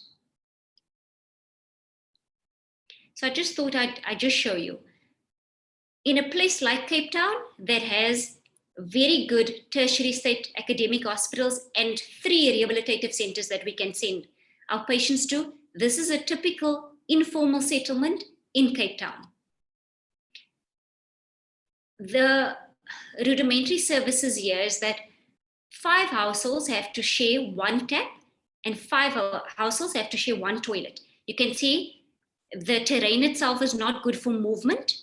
And it's just difficult. You have to ask a patient when you assess them, is your toilet on the inside or on the outside? How far do you have to walk to actually get to the bathroom? Do you use a bath or do you actually use a bucket to wash? So once you do a proper occupational profile of this patient, find out contextually what they're going home to, I feel that is how you actually provide a good service. But now I still have to ask you, a lot of times our doctors are under pressure to clear beds. Why? Because there are patients waiting in casualty to fill the beds. And when a family member says, no, you know what, I can actually take my brother or my husband home, what happens? Patients are actually discharged home. The sad thing is that when people don't have any physical fallout, the cognitive aspects that comes with TBI are often neglected because it's seen as the stepchild. And what happens? People take these family members of them home.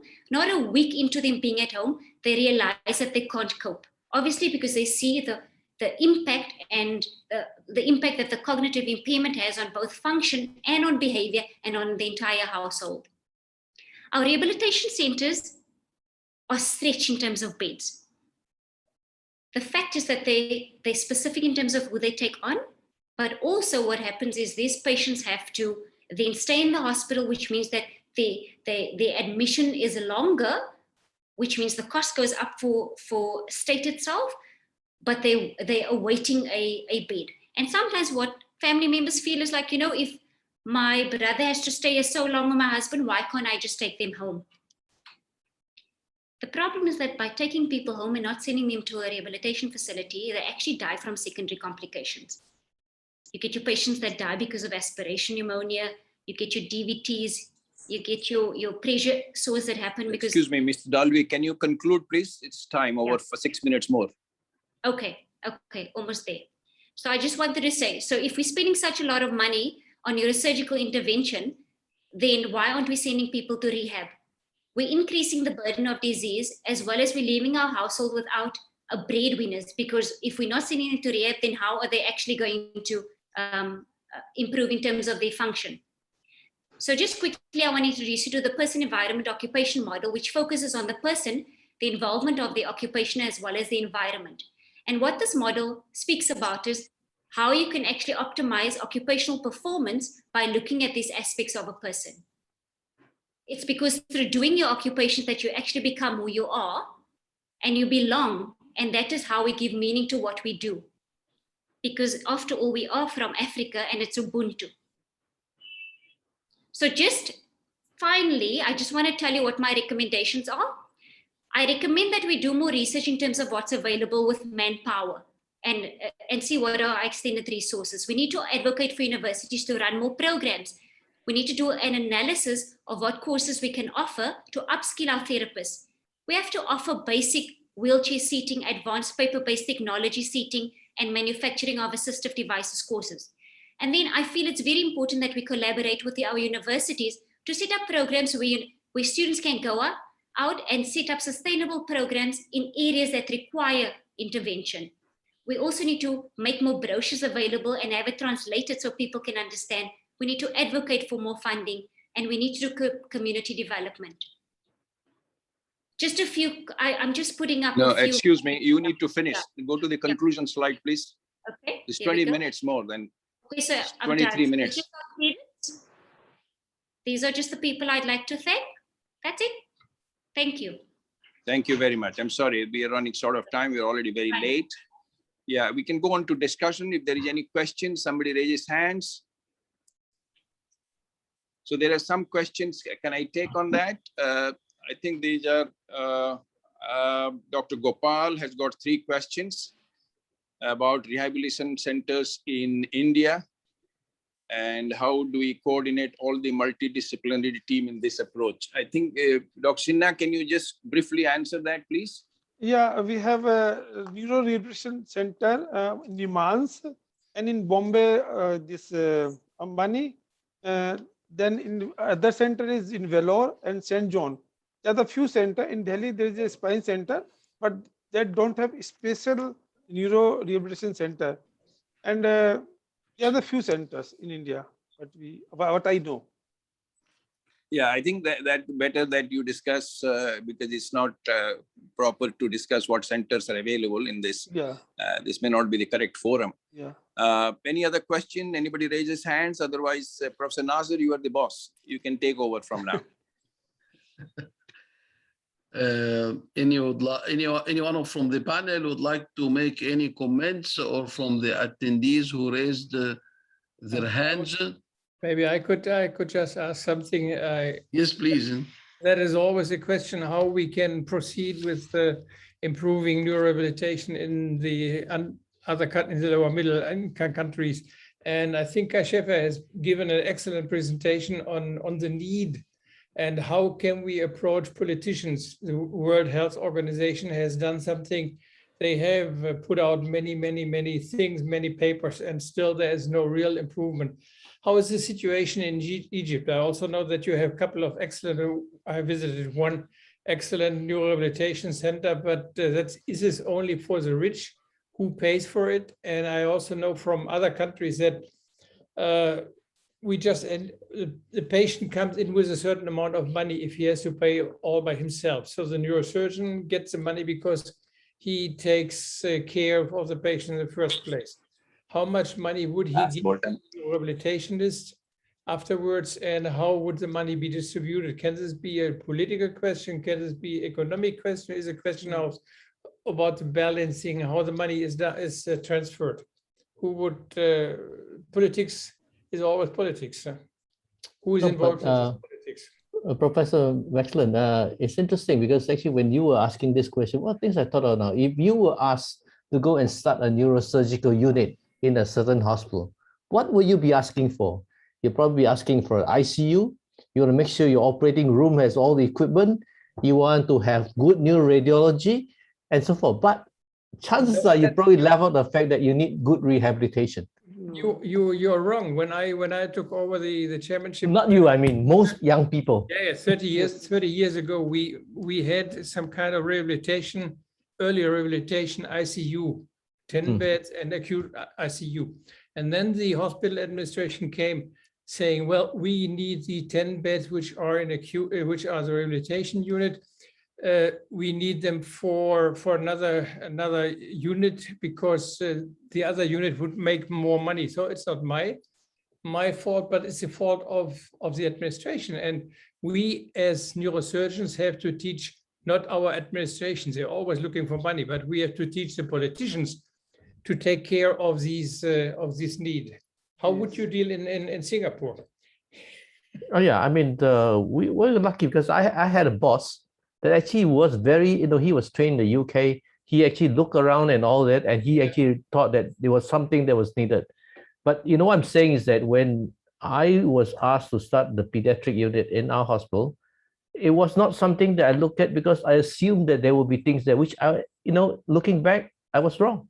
Because, they were there, but it's very elementary. You need much more organization. You need to get the correct people in to do the thing. And all this, if you don't plan from the very start, and because they are not money-making facilities, they will probably lose out as well. We have to teach the politician that basically when they do their good job, they make money for the society. They don't make money for the hospital, but they make money for the society, and that's a need which we have to teach them. Yes, you're right. Right. See, there is the problem between the high-income countries and low and middle-income countries is slightly different, because many patients in low and middle-income countries are not insured. And by the time they have gone through the acute injury, they have finished money. So nobody wants to invest in a rehabilitation. That's the reality, actually. Because by the time they have gone through that, a majority patients, and now things are changing a little bit. More and more people getting insured, but they have again limit of what insurance they can have. So by the time they go through the acute injury, it's the family who takes care of it. That's the problem. Whereas for example, in Germany or many parts of Europe, they would be probably completely covered till they recover or whatever. Yeah, right. They go to chronic facilities, which we don't have a chronic facility. For in India example, there is no chronic facility hospital like what you have in UK or I'm sure in Germany. I mean, I have worked in UK. They go to chronic facility. They don't occupy the beds in the acute hospitals anymore. Totally correct. If I may, pay for these for these chronic hospitals in your setting? Sorry, say that again. Who would pay for building such a chronic hospital? Yeah, the patient pays. That's the problem. I mean, can you convince your government, because you are a specialized, high burden acute hospital, and you would have to discharge the patients as soon as possible? So not to the family, because then they're going to die of complications, but to a rehab unit, because otherwise all the good surgery what you have done would be useless. Yeah, I know. The problem is there are no rehab centers. There are very few dedicated rehab centers in the country. That's the problem. So what happens practically is from a tertiary referral center, they go down to a smaller nursing home or a small place, small hospital, where they don't have to pay so much, or they go back to a public hospital where they probably will be covered, not adequately, but at least, some care will be taken care of. That's what happens. Practically, that's the problem. Now, if I may, I think the issue is this. Here we are, a set of specialists in neurosciences, not able to convince ourselves for the need of extensive rehab facilities. You can imagine if we cannot have that strength to argue a case, the politicians will never give a damn. I think there's got to be a way of formulating an argument based on what we've heard from the excellent work that Kashifa has done, which is representative actually of LMIC countries globally, I would believe, that there is lost opportunity in treating these patients well, because you have one patient who needs rehabilitation, who's disabled, he or she is surrounded by 2 or 3 people from the family who then become unemployed essentially. So there must be a way of developing an argument which then indicates that it is in the interest of the economy, not the interest of just the patient, the interest of the economy. Correct. To develop these rehab units so that you can free many of those relatives who are then tied down looking after this patient to do productive work, rehabilitate the individual to be able to go back to work, etc., etc. I'm sure there must be a formula that's been used in other countries, but the LMIC countries need to make that argument. Well, I'm chairman of this of the special interest group Neurosurgery within the World Federation of Neurorehabilitation, and we are discussing these issues all the time together with the World Health Organization. But it's a long way, which take another 10 years. But we as neurosurgeons really need to be involved in this business and convince local politicians, state politicians, that we do excellent surgery. That's a prime requisite, but we need to consider the society as well. Good friend of mine, whom you also know, he told me, well, when he saw Afghan people, a patient, men coming down to southern Pakistan asking, what would surgery cost? Well, $5,000. He would tell, well, I could get a young wife for the same price back in my home country. So that's even worse, the situation. But we should discuss similar situation. You know whom I'm talking about. Yes, I know. So we should a tragedy. the economics of human life. How much is everyone worth? And then work on improving in our individual situation. What I would like to see is the society, the WFNS Rehab Society, kind of take this information that we've just had and present it in such a way that we as the continental representatives can then use and say, look, this is the World Federation telling us that you need to invest. So that gives us an added argument when we meet some of our politicians and say, look, this is now coming from the WHO, this is coming from the World Federation, that it is in our interest to develop these services. So it gives us sort of more arrows in our armor to when we go and meet these politicians. But excellent discussion. The whole afternoon has been really eye-opening. And thank you, Max, thank you, Virendra, thank you, Nasser, thank you, Basant, and all the speakers. They've been really providing us with a huge amount of information that we can go home today with. Thank you. Can I just say one thing about, so I was talking about the early intervention centers, for rehab in children with neurological problems. Actually, even in my country, a lot of that started off with actually NGOs, not government providing the service, NGOs providing service, groups of people who were interested, realizing that this was the issue, and they actually started building some of these centers. And then, of course, Now the government is sponsoring and paying for some of these services. But it does come out, and maybe these are some things that you might have to look at in countries where the government's not going to look at it. You might need to do something about it, and can get the correct people, can get philanthropies to actually just start. I mean, in Singapore now, one of the things we realize is that same problem, even though we have a rehabilitation hospital, not enough. We don't have enough acute beds to keep. So now we're starting to build, and the government is starting to build community hospitals, because they realize that these are what patients need before they go home. Now, whether governments think that same way or not, that's the issue, and that's probably where the politicians got to push the politicians to look into this. But obviously, in many issues that we look at, there are political solutions. Can I just say something quickly before we finish up? Just yes, quickly. please. Yes, please. So I want to know what are we actually going to do in terms of this, because I'm extremely passionate, just like a lot of us, in terms of neurorehabilitation, so that the information that we've listened to today, we can actually do something about. Because I almost laughed internally when you said, let's get a bigger body to actually speak to our politicians and to government, because I remember years ago that I actually saw one of our politicians, and me being me, I knocked on his window at a facility and I asked him, what are we going to do to help these women?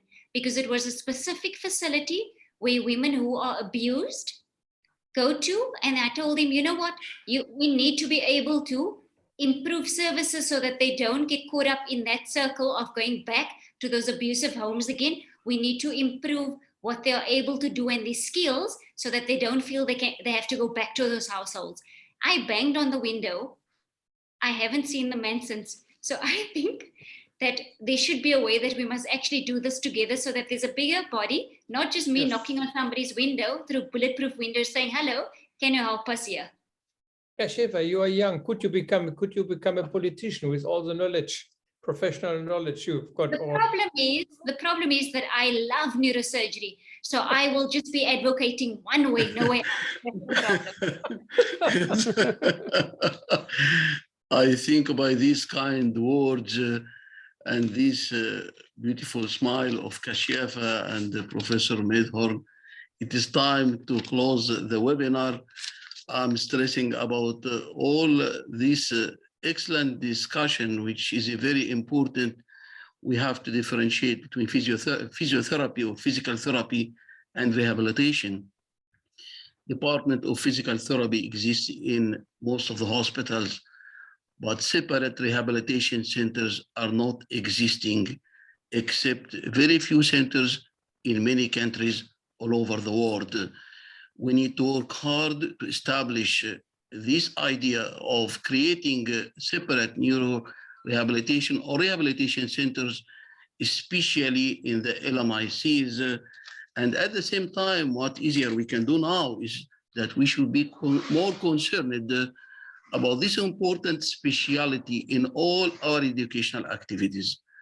I would like to thank Professor Virendra Sinha, the chairman of the Rehabilitation Committee of the World Federation of Neurosurgical Societies, for such opportunity to have such a wonderful event. I would like to thank Professor Basant Misra for accepting to moderate this session.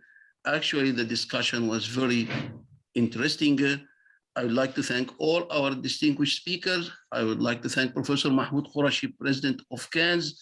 May I not forget to thank my organizing team, Ahmed Magdi and Dr. Hassan Ala, for the professional work they are doing with me in this series of webinars. Remind you that our next webinar, webinar 52, will be held on Friday, 29th October at the same time from 2 to 5 p.m. Egypt time. Another important topic, another WFNS